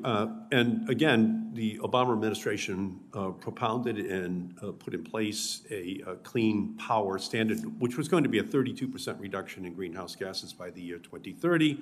And even though the Trump administration took that standard off the books, the utility industry has already met that standard here in 2021. That was the Obama standard in 2030. So we can see that there is an enormous amount of momentum in this clean energy sector, but it's important for us to ensure that, again, we set the standards high and that the industry knows exactly what they're going to have to do to meet those standards.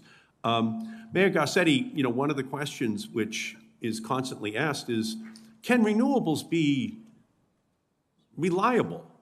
Can you create a grid that's reliable? Now, I know that, for example, Iowa is the 4th or 5th most reliable grid, and they have 42% of their electric generation comes from wind.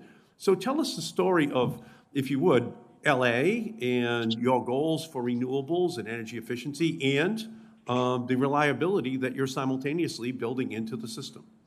Absolutely. It's good to see you, Senator Markey. It was great to see you out in Los Angeles. To your last question, by the way, 1 in 3 Americans live already with 100%, in a city or state with 100% target. So it's time to make that law. Set a target, inspire the investment. In Los Angeles, yes, not only do we have greener power, cheaper power, and more reliable power. And the stats bear that out. The average American has about 2 hours of power that's out. In Los Angeles, we're about 15% less than that. Other states, it's much larger. Say West Virginia, I know it's 8 hours on average. We have a reliable standard, we have a reliable network, and that diversity comes from careful engineering.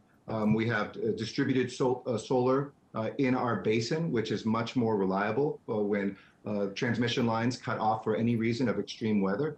And we are able to meet also with demand response, something that I think a Build Back Better plan should also invest in, the technology behind that demand response as well. So, our renewables are very diverse. We've been able to keep that reliability. We're cheaper than any of our peer utilities in the area. We're greener at 40%. We're as reliable today. And by the way, our bills, when I say cheaper, if we were a state, we'd be the 10th cheapest of all of the states. So we're in the top quintile in terms of what people actually pay on their electricity bills and enjoying a greater reliability than other places with 40% renewable already and counting. Could I ask you one quick additional question? A national climate bank, it would be something that could be used to help the financing for sustainable projects, for clean energy projects. It's already passed the House of Representatives a number of times in the last couple of years. Senator Van Hollen and I have the identical bill over here in the Senate. What's your view of a national climate bank, Mr. Mayor? A strong proponent of it, as climate mayors are across the country. We sometimes in cities like mine, we have a large entity, we have a lot of capital we can attract, but a lot of places don't. And we can accelerate what we're doing even in Los Angeles with this. So I think this would be exactly what we need to not only bring resources forward, but to have the sort of innovation. A lot of people are scared to take that jump forward. Every time we've set the renewable standard in our state, it's been a fight, but every single time we've hit it early. And so I think this is something that a bank can help us get to everywhere, especially in some of our rural areas, some of our smaller cities, some of our smaller grids, as well as large places like Los Angeles. Thank you, Mr. Mayor. Thank you for your leadership. LA is the model that the rest of the country can be. Thank you for your great leadership. Thank you, Senator. Appreciate it. Senator Markey, thanks for joining us. Thanks for your questions. And before we turn to Senator Lummis, I'm going to ask unanimous consent to submit for the record reports and articles related to the National Environmental Policy Act, NEPA, which show that NEPA is not a primary cause of federal infrastructure project delays. And I'd also ask unanimous consent to submit for the record 3 letters, one from the Western Governors Association, one from state attorneys general, and one from other state water and wetland organizations opposing Trump EPA's efforts to weaken state authorities to review federal permits under the Clean Water Act.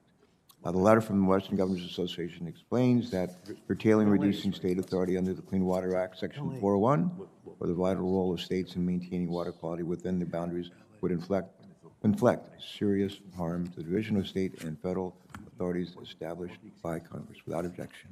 And looking at the lineup coming ahead, after Senator Markey, I have Senator Lummis, and it looks like Senator Merkley, and Senator Bozeman in that order. Senator Lummis, Senator Merkley, and Senator Bozeman in that order. Senator Lummis. Thank you, Mr. Chairman. Would it be all right if I allowed Senator Sullivan to go ahead of me? He's been waiting for quite some time. It would not be all right. I would object to that. Navy and Marine Corps at odds with you. No, we're the same. We're brothers. We're brothers. That'd be fine. It's very kind of you to do that. Thank you, Senator Loomis. Senator Sullivan, you're on. Thank you very much. Colonel. I appreciate the chairman's and Senator Loomis's help here. We all have a lot of hearings to go to, so thanks very much. So I am, like Senator Markey, I'm an all of the above energy guy myself. But one of the elements of the mix that now all of a sudden seems out of the mix is natural gas. So I want to talk a little bit about natural gas. And this is actually important because the United States reduced greenhouse gas emissions from 2005 to 2017 by almost 15%, more than any other major economy in the world by far. It's not even close. And the main reason we did that was because of natural gas. And yet, we seem to be losing sight of the power of that good jobs, clean energy, reliable energy in the mix with renewables and others. So I think it's something important to recognize. These are a couple quotes I'm going to give from people until recently who were for natural gas. The United States and North America, Mexico, the United States and Canada, will be the energy epicenter for the 21st century, in part because of our abundance of natural gas. Who said that? 2016, Vice President Joe Biden. We need an energy strategy for the future, and all of the above energy strategy for the 21st century that develops every source of American-made energy, including natural gas. Who said that? Barack Obama. How about this one? This is a shocker. Responsible development of natural gas is an important part of our work to curb climate change and support a robust, clean energy market at home. Who said that? Gina McCarthy. Okay? Now, we have on good sources, it's in the press, recently President Biden said, I am, quote, all in on natural gas. That's the president, recently in a meeting with a bunch of union leaders. John Kerry is against natural gas. I won't read you all the quotes. we got the President of the United States for natural gas. The President of the world, I guess is his title, is against it, John Kerry. So I want to first just get from the witnesses the importance of natural gas and whether they see it as an important element of the energy mix, good jobs, and helping us reduce greenhouse gas emissions. Let me just go down the list here. Ms. Snyder, do you think it should be an important part of our mix, like Gina McCarthy did a couple years ago? Absolutely. We view natural gas as foundational to our energy system and that it will play a key role in addressing climate change. Mr. As Wood. you noted, it not only enables CO2 emissions reductions in the power sector and across America, but it also helps drive down emissions globally. Here, as far as the sector that we represent, the interstate natural gas pipelines, between 2011 and 2019, the average methane emissions from our compressor stations went down by 31%. So we are making great strides to drive down our methane emissions. But even in spite of that, in 2018, we adopted voluntary methane commitments because we were concerned about the lack of regulatory clarity and certainty. There was a lot of flip-flopping going on around that time, and we felt it very necessary to have some certainty, at least within our particular sector. We recently went further in January of this year and committed to working together as an industry to achieve net zero greenhouse gas emissions by 2050 from the interstate natural gas system. We think it's important to expand the availability of natural gas to complement the growth of renewable fuels and also deliver lower carbon fuels. So thank you, Ms. Snyder. Real quick, Mr. Wood, to build back better, are you as President Biden, who's all in on natural gas, or John Kerry, who I guess is against his boss and against natural gas? I live in West Virginia. We live over an ocean of natural gas in the Marcellus and Utica shale plays, so I'm all in on it. And I think we all know, though it hasn't been mentioned yet, that natural gas has only got about half the amount of carbon in it that coal does. So every megawatt that we produce from natural gas removes half the carbon that we produce with coal. And just for my final three witnesses, we're talking about building back better, infrastructure. I think natural gas needs to be a key part of it. Mr. Rusco, Mr. Mayor, Garcetti, Mr. Falk, are you with the President, all in on natural gas? Or are you with John Kerry, who evidently is against it, hasn't really explained why? Natural gas has been growing in large part because it's been cheaper than coal. It's been displacing coal and nuclear, and it's definitely growing, and it's an important part. Great, thank you. Mr. Mayor? It's not a question of if, it's when we will get off of natural gas. And don't take my word for it. Your National Renewable Energy Lab, the precise study for our utility was to look at whether we could go to renewables without depending on natural gas. It shows that you can. So are you all in with the President, or? Well, I think that all of us will get to a place where we move beyond natural gas. Everybody's said that. Everybody's talked about that transition. It's just a matter of how much time. And we should think about turbines, not natural gas. Turbines can run on things like hydrogen. You can have a mix with natural gas as that transition occurs. That's something that I think will get us to zero emissions and still keep the reliability. Okay, Mr. Falk, real quick. I'm sorry I'm out of time. Just want to get his view. We need natural gas to hit important interim targets. You cannot run a grid today on 100% renewables and battery. When I say grid, I mean the big grid. I'm not talking about individual business or a municipality or a community. The big grid that we're all connected to. We need natural gas. Great. I think, Mr. Chairman, I think that was 5-0. Maybe the mayor was neutral, so we'll call it 4-0 to 1 on all in on natural gas. Fair enough. Thank you. Yeah, thanks so much. Senator Lomas, back to you. Thanks very much, Mr. Chairman. My first question is for Mr. Wood.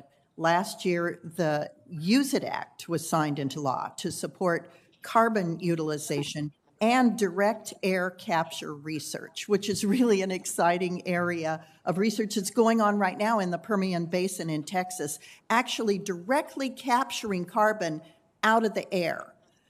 Are there other things our committee and Congress should be doing to support carbon capture, utilization, and sequestration technology? One of the limitations right now is cost. It costs about $50 a ton to remove carbon dioxide from an operating coal-fired power plant. So we need some research into technologies that can drop that. And there are research activities that are taking place right now, but more money, more research into reducing the cost. The second thing is transmission. We in West Virginia don't have a lot of places that you can inject natural gas in the subsurface. So we'll have to transmit it to other places. That means pipelines. That means permits. And so those two areas, I think, are areas that the government can help an awful lot in developing the transmission and capture of CO2. Well, thanks, Mr. Wood, and you just segued into my next question. I know that Mayor Garcetti said in his written testimony, quote, "We must streamline permitting processes through laser-focused agency coordination and accelerated environmental review." I couldn't agree more. I think that that is an important observation, and it is something government can do. So my question is for Ms. Snyder. Can you speak to the complicated process of navigating authorizations and permits from multiple federal agencies as well as state and local governments? Sure. It is quite a long and arduous process for our interstate pipelines. It's a multi-year process, in fact. In order to actually construct a interstate pipeline, you first have to conduct an environmental review. That's first and foremost, and that's something that typically is conducted by FERC. But many different federal agencies are involved, including the Army Corps of Engineers, the Fish and Wildlife Service, and others. There are other actors that occurs, such as states are often involved in taking a look at impacts to water quality. So there's a water quality certification as well. And some of our members have had issues in the past where certain states are not listening to the explicit direction that Congress gave them and acting within a reasonable period of time, not to exceed 1 year from receipt of a request. So we really need to make sure that everyone is acting in a timely fashion, streamlined, not duplicating efforts, and trying to ensure that these decisions are happening in a timely manner. It's very important for our industry in particular because our projects are completely funded by private capital. Switching gears just a little bit, Ms. Snyder, how does natural gas infrastructure support the development of renewable energy? Natural gas infrastructure is foundational to our energy system, and it really does complement renewables quite well because it is extremely reliable. As we looked at data from a 10-year period, our members were able to meet their firm contractual commitments 99.79% of the time. So natural gas can be available to support renewable energy sources at times when they're not available. Mr. Chairman, thank you. I yield back.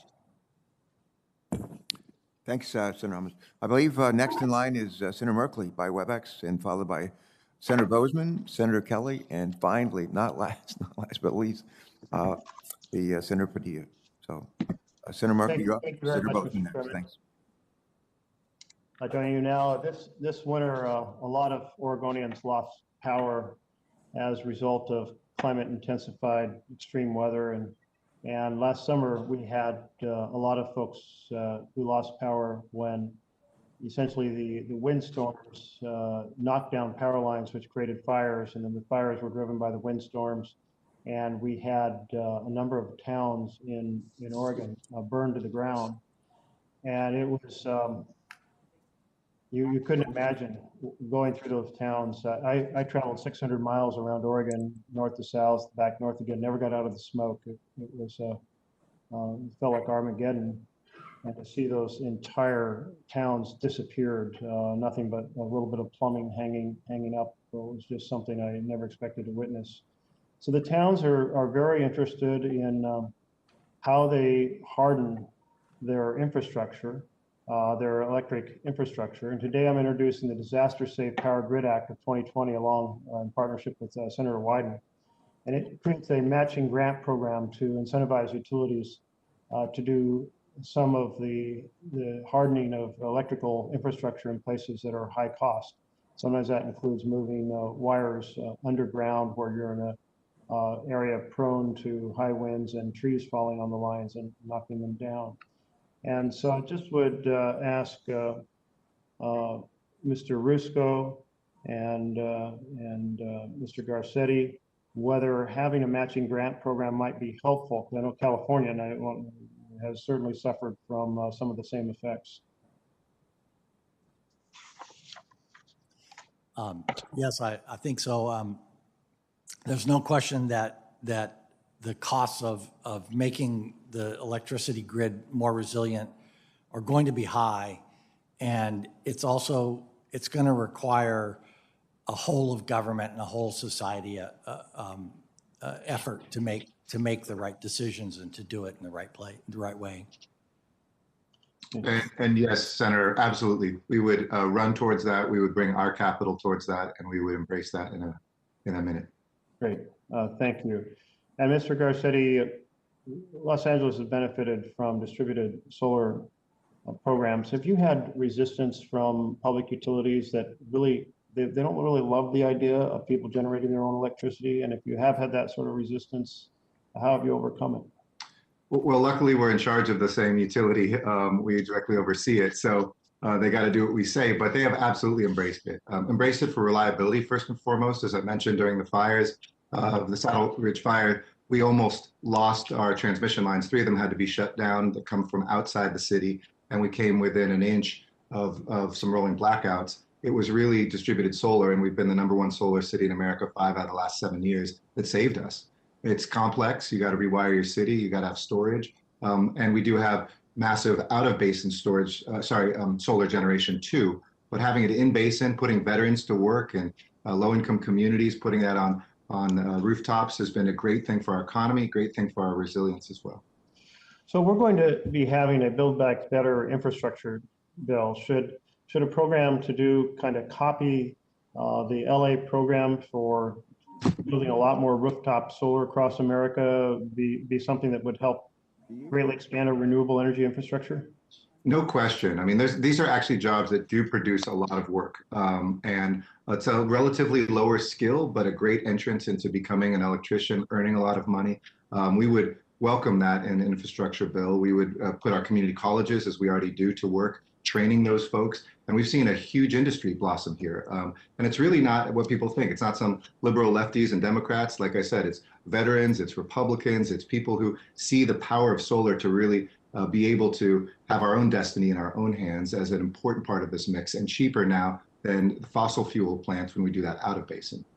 And you mentioned storage, and of course, one way to address the demand supply balance is the ability to pull energy from other regions and balance things out. But you mentioned storage. What is the primary means of energy storage you're using? Well, we're looking at 3. One is in Utah, where we have the Intermountain plant, which will be turbine run, initially natural gas, but with hydrogen in that mix. Hydrogen probably over some time, if we can make that work. We've got, I think, 10 different equivalents of the Empire State Building salt caverns underneath that plant, and we're looking at whether we can store hydrogen there. But we're using water storage, Hoover Dam, when we have extra wind and solar, pump it back up and use that as a water battery, essentially. And then, of course, your more conventional batteries at Eland, the largest generation storage solar plant in America. We are building that right now, and it's enough to power for about 3 days, 286,000 households. Do you have automated demand adjustment as well? For example, the way to turn down people's air conditioners by a degree or two? Not yet, but we're looking at jobs, and the infrastructure bill could really help us here. Of where we have to install our smart meters and cross. We're going to try the next 18 months to 24 months. And we're looking at hundreds of jobs, again, for Americans out of work right now. That would be a great way to have an energy core across the United States and help with this just transition. And Mr. Falke, let me turn to you. I think that Xcel Energy has been quite interested in small modular reactors. And there is a company that initially started in Oregon, NuScale, that's one of the companies that's been pursuing this. Are you interested enough that you're heading towards actual financing of a small nuclear operation? No, Senator, we are focused on relicensing our existing nuclear fleets at this point. I mean, I think the technology needs to continue to be developed and then deployed, and and then we potentially would be interested in it. Obviously, we need to work with our state regulators, but right now, I definitely need to preserve my existing nuclear fleet. I'm recalling that you put out a request for proposals. Maybe it was over a year ago now, maybe it was 2 years ago, because time flies, but it had stunningly low costs for solar and wind. I think solar was lower by a cent per kilowatt hour, but it also included, you were also requesting storage as part of the bid. Is that project that you were putting out there, is that now in construction? Did it turn out to be as inexpensive as it appeared from the bids that were submitted? Senator Merkley, I'm going to ask you about a minute and a half over your time. And it would be all right if we could just have that to a question. It's a good question. Have it answered for the record, please, so we could get through the rest of our folks who hadn't had a chance to ask any questions. Yeah, those prices were real. Thank you. Yeah. Okay. Thank you. Thanks so much. Senator Bozeman by WebEx, are you there? Yes, sir. I'm here. Welcome. You're recognized. Well, thank you so much, Senator Carper and Senator Capito, for having this hearing. And as always, I think we've got a really good panel and getting a lot of good information. Ms. Snyder, low-income families and communities spend a larger share of their budget on energy costs compared to middle-income families and upper middle income. We especially, I think, see this in rural America. Probably 50% of the counties in Arkansas will lose population as a result of the census. So having problems there anyway. Tell me, well, again, in my opinion, when you look at environmental regulations that increase energy costs significantly, then you're talking about a regressive tax. Do you agree that increased energy costs have a disproportionate impact on low-income families, and particularly an impact on rural America that does so much traveling for everyday basic necessities? Yes, I think affordability of our energy system is extremely important for low-income communities and also those rural communities, as well as small businesses. We do need to keep in mind that, around 1/3 of the generation of electricity in the country is from natural gas. Natural gas, has been helping keep our energy very affordable. And I think that this is something that we have to think about as we move forward and look to moving America towards a clean energy future, is having it be affordable at the same time and not having disproportionate impacts. Right, it's very good. Thank you. Ms. Snyder, there's a bipartisan agreement that Congress and the administration should make increased federal investment in infrastructure.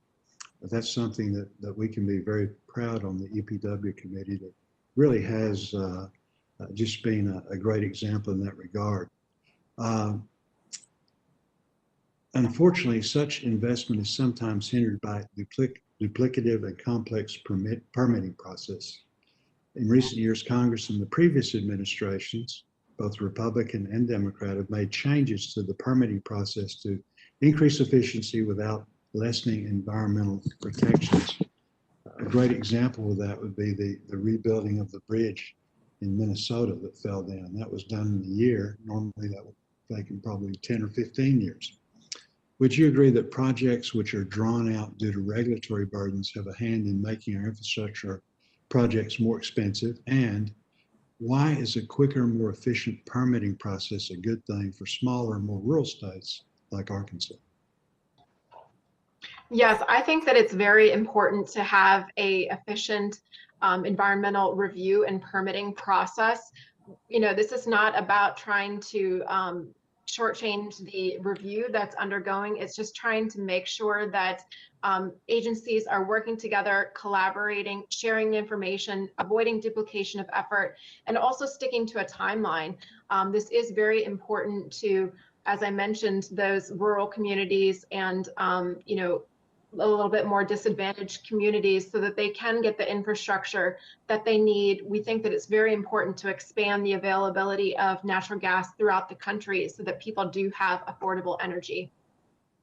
Very good. And again, I agree totally. Not cutting corners, but sticking to a timeline, getting the agencies to work together. So thank you, Mr. Chairman, very much. And thanks to the panel for a very, very good discussion. Sir Bozeman, you're good to join us. Thanks for your questions. And we have two new members of our committee, Senator Kelly and Senator Padilla. Senator Padilla, you've been very patient. We thank you for that. Senator Kelly, you recognize, and then no one else shows up. Senator Padilla, you'll wrap it up. Go ahead. Thank you. Senator Kelly. Thank you, Mr. Chairman. And Mr. Rusco, in your testimony, you noted that climate change and drought can overwhelm hydropower generation. And during last year's extreme heat wave in California, energy from the Hoover Dam and Parker Davis Dam, destined for Arizona customers, was called upon to help keep the California grid from completely crashing. So do you think DOE and FERC are prepared for a scenario where water levels get so low in the Colorado River that hydropower wouldn't be able to sustain California, Arizona, or other western states during an extreme and prolonged heat wave? No, I think DOE and FERC have work to do in this regard for sure. FERC has, as it's been mentioned, had dockets on energy resilience, and they've come to no conclusions, but they are opening a new docket in light of the recent events in Texas. They really do need to understand that this system is going to be stressed going forward, and they're going to have to figure out how to regulate to improve that. And how important are hydropower and nuclear in situations where the electrical grid needs an external power source to recover from a total shutdown? So definitely hydropower is probably the best source for a black start or a quick return to power. And so if the whole system goes down, you're going to need to restart it. You need something that can turn on, and hydropower plays that role. And then you're going to need pretty much all sources to keep it up. Thank you. And Mayor Garcetti. Good to see you, Mayor. Good to see you too. As you know, for many low-income families, keeping the air conditioning running during a heat wave is often a struggle, and the federal government offers grants to homeowners such as the Low-Income Housing Energy Assistance Program, LIHEAP. But that program was originally designed to help non-Western communities save on oil heating costs in the winter. Would you agree that climate change has put us on a path where LIHEAP funding may need to be realigned for disadvantaged communities in the South and the West due to extreme heat and drought? I very much would, Senator. And my family, my dad's side all comes from Arizona, from Superior and from Phoenix, immigrated there from Mexico. And we know what that heat's like when I talk to my cousins. We know what it's like in Los Angeles, where this wasn't the hottest year of the last 100. It's going to be the coolest of the next 100. So absolutely. And I think one concrete thing you could do would to take the affordable housing efficiency standards could be established through an efficiency metric for the low-income housing tax credit. So as you look at an infrastructure bill, put that in there. And we should look at also existing weatherization programs too that could be expanded for our low-income families, and also incentivize, for instance, that they go to support fossil fuel-free appliances. These things will help lower bills. These things will help us, obviously, with the climate change emergency that we find ourselves in, but absolutely will help keep those bills low and contribute to cooler homes. Well, thank you. And to follow up, just a quick comment on Senator Merkley's question about being able to control smart thermostats from the power company. That's something we have now in Arizona, and I think has been used on a number of occasions when it was both extremely hot in Arizona, but also in California, where we often have to try to get some additional help in our summer months. So it's been a success in Arizona, and hopefully it'll be something that'll be used more in other Western states. Thank you, and I yield back. Senator Kelly, thank you so much. Senator Padilla, you've been here as long as I have today, and with Senator Capito, we're happy to yield to you for your questions. Thank you, Mr. Chair. Thank you for bringing the mayor of California with you. Absolutely. Los Angeles. He said anytime. We'd love to have him here often. One of the challenges of being on the other end of seniority is thinking of what else to offer value added to a hearing like this. It hasn't been raised already. I know we've covered a lot of important and timely issues as it relates to Build Back Better, the theme, the focus of this hearing. And I agree, it is time to build back better, but not just build back, but build back smarter, build back greener, build back more sustainably to address a lot of big issues. So I'm just going to share some thoughts here, and I will end with a comment and solicit response from Mayor Garcetti and the other witnesses. But I think we all do agree on a bipartisan basis that we need to build back to address a lot of the deferred maintenance issues when it comes to infrastructure across America. Several members of the committee have touched on the need to be mindful of reliability of our electrical sector as we are building back and building back better.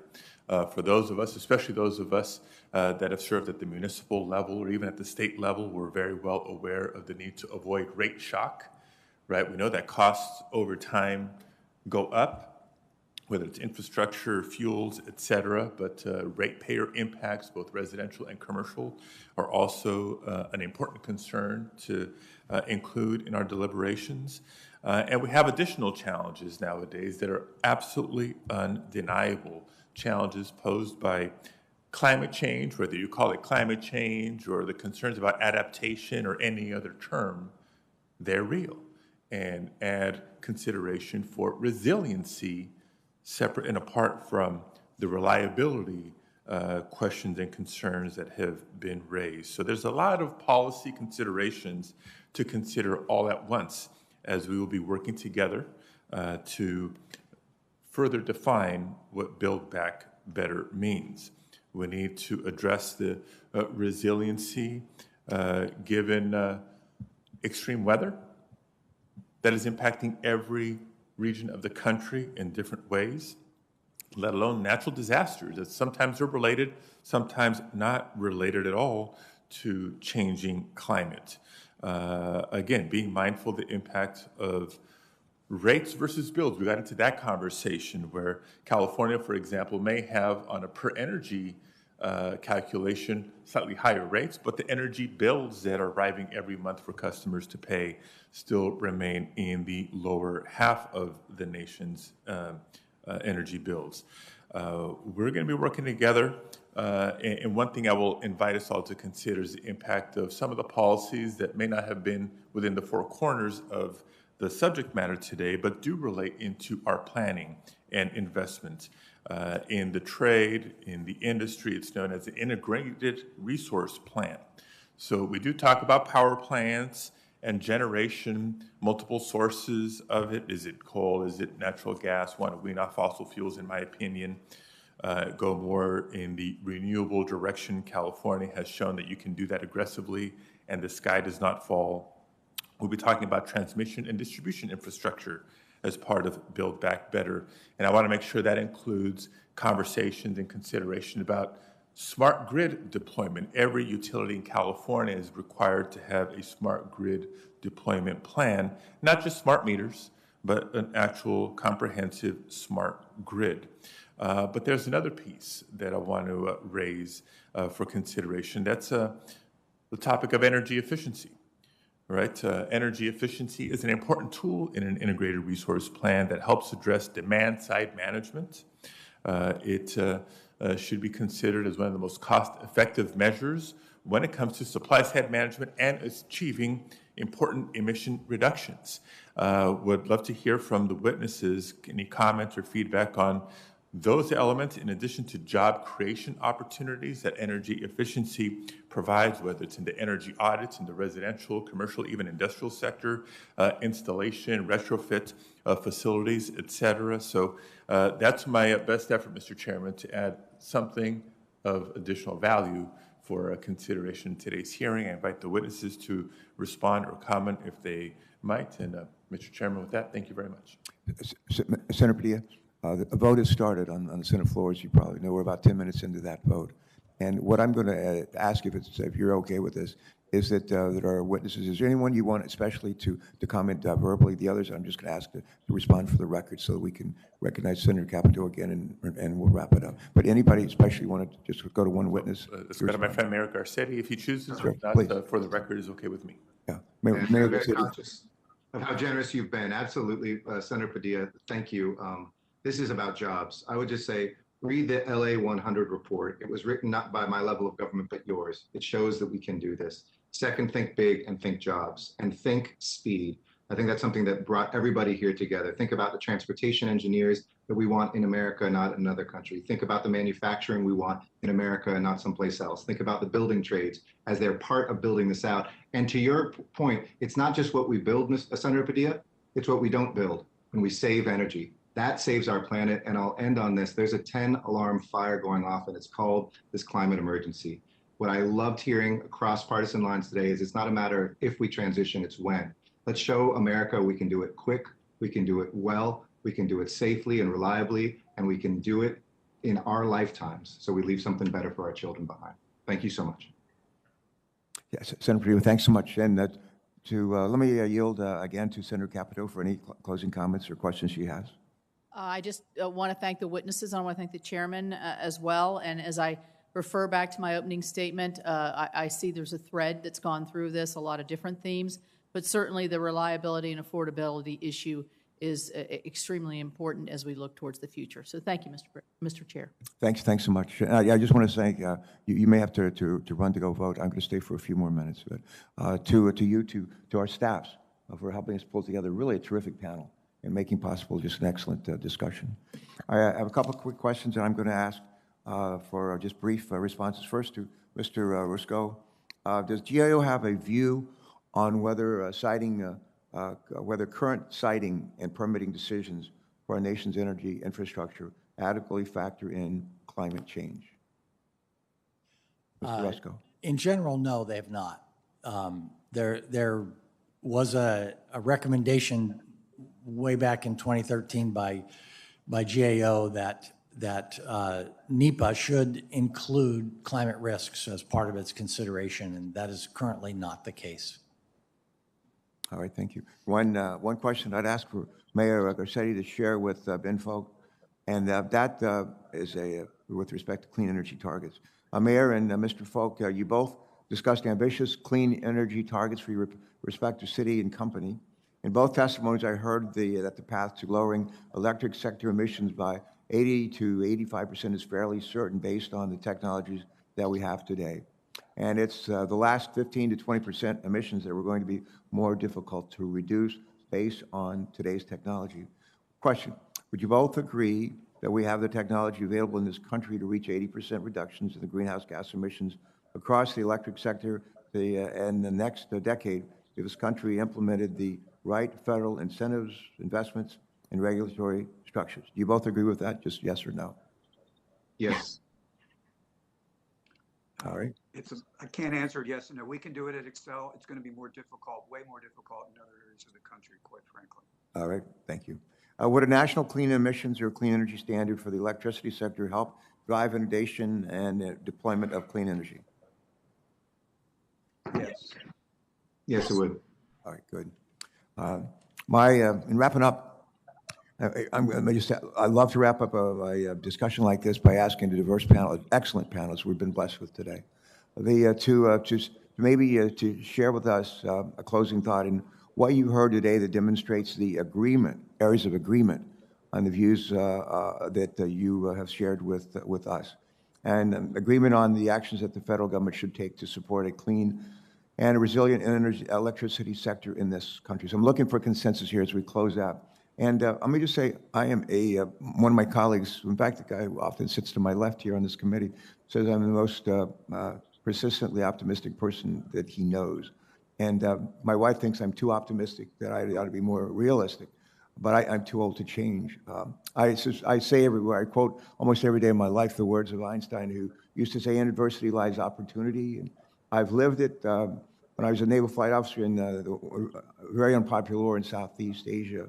I never imagined I'd come back years later as a congressman to work with John McCain, John Kerry, and a bunch of my colleagues in the House of Representatives to normalize relations with Vietnam. When I was 29, I got elected to be state treasurer. The state had the worst credit rating in the country. Couldn't balance their budgets for nothing. Had no cash, no cash management, had no pension system, and we were just dog meat when it came to running our economy and our finances. And we ended up with a AAA credit rating, still have it today, and a strong economy. I know from personal experience that in adversity lies opportunity. And we continue to face huge adversity with respect to extreme weather events. And but there's opportunity here as well. And I just want each of you take no more than 60 seconds, because something that you've heard today, maybe said today, where you think demonstrates areas of agreement for the members of this panel, and really for those of us with whom we serve, to support a clean and resilient electricity sector in this country. And let me see who we'll start off with. We closed out.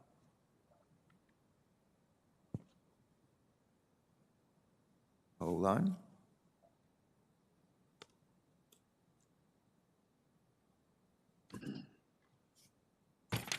Okay, Mayor, you go first, please.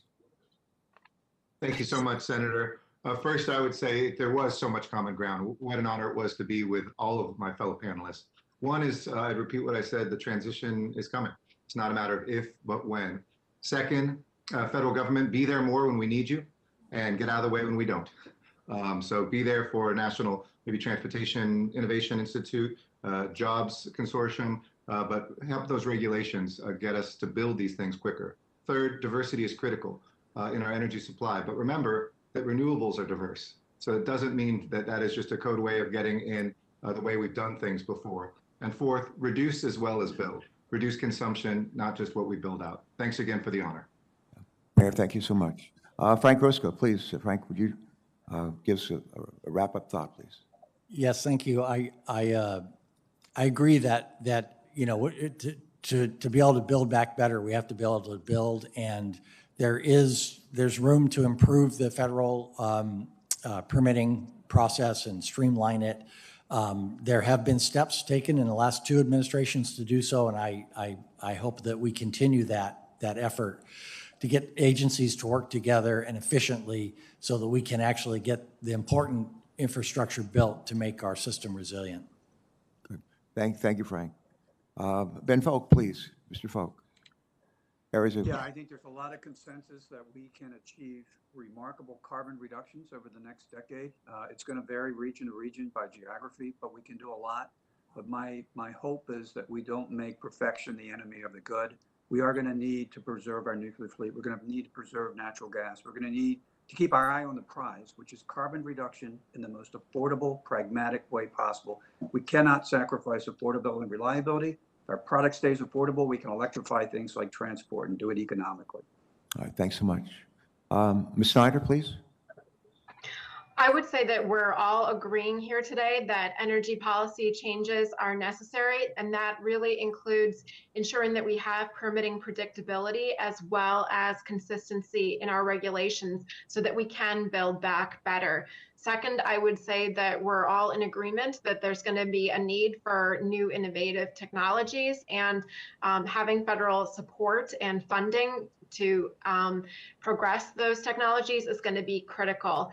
And then third, I would say that we all seem to be saying that natural gas is key to complementing the growth of renewables and ensuring reliability. Thanks so much. I'm going to come back to you with a question for the record, Ms. Snyder, that relates to natural gas and the building of coal-fired plants in other places around the world to provide electricity in places like China and India, and to see what kind of opportunities there are for us to provide natural gas for them as a bridge fuel so they don't build more coal-fired plants. Mr. Wood, please. Well, I agree with Ms. Snyder. I think it's, I think affordability, grid reliability, reduction of carbon are consensus in here. We also have an example of a city that has done a lot of good and something that we can use as a model. Mr. Wood, I was distracted for a moment. Just repeat again what you said. I apologize. Oops, okay. I said I agree with Ms. Snyder on her comments, and I think we agree as a panel on the need for affordability, diversity of source, grid reliability. We haven't mentioned it often, but I think we ought to keep cyber security in mind and a reduction of carbon. All right, thank you. Thank you. Is Gordon Yee still your president at the West Virginia University? Yes, he is. You know, he's been president twice there, twice at Ohio State, where I'm a graduate of. Vanderbilt, I think, Brown, maybe a school in Colorado. When you see him, would you tell him that a West Virginia native from Beckley, West Virginia sends his best, okay? Well, I hope he's watching. Yeah, and we hope maybe to put together a symposium with the help of the folks at Aspen Institute to come to West Virginia in late spring and to focus on how do we make sure that we don't leave folks behind whose jobs have disappeared or disappearing. And we look forward to maybe having a chance to be with you then. Yeah, give Dr. Lee our best, please. I have one that looks like a catch-all unanimous consent to place all materials into the record.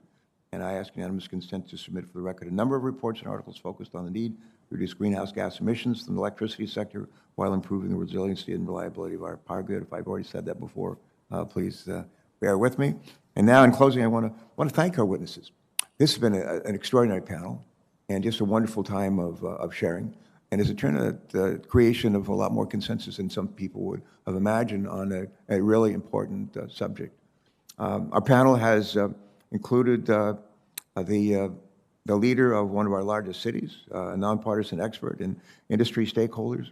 Hearing each of their perspectives shows the complexity of the challenges they had on this critical issue. But after the hearing from all of you today, what strikes me the most isn't the challenges, it's really the opportunities. The opportunity to put our nation on the path to a safer and more prosperous future, the opportunity to create millions of good-paying jobs, the opportunity to build a stronger, more innovative economy, the opportunity to clean our air and protect the environment for our children and our grandchildren. It is the job of those of us and our federal government and government at all levels to come together and make those opportunities a reality for the American people. And again, I want to thank all of our witnesses for taking a part of that process. I want to thank all of our colleagues. Almost everybody on the committee has joined us and been a part of this hearing. That's terrific. I want to thank our staffs especially for pulling together a great group of witnesses from across our country. Senators will be allowed to submit questions for the record through close of business on March 24th. We'll compile those questions and send them to our witnesses and ask that our witnesses reply to us by April the 7th. And with that, this hearing is adjourned. God bless.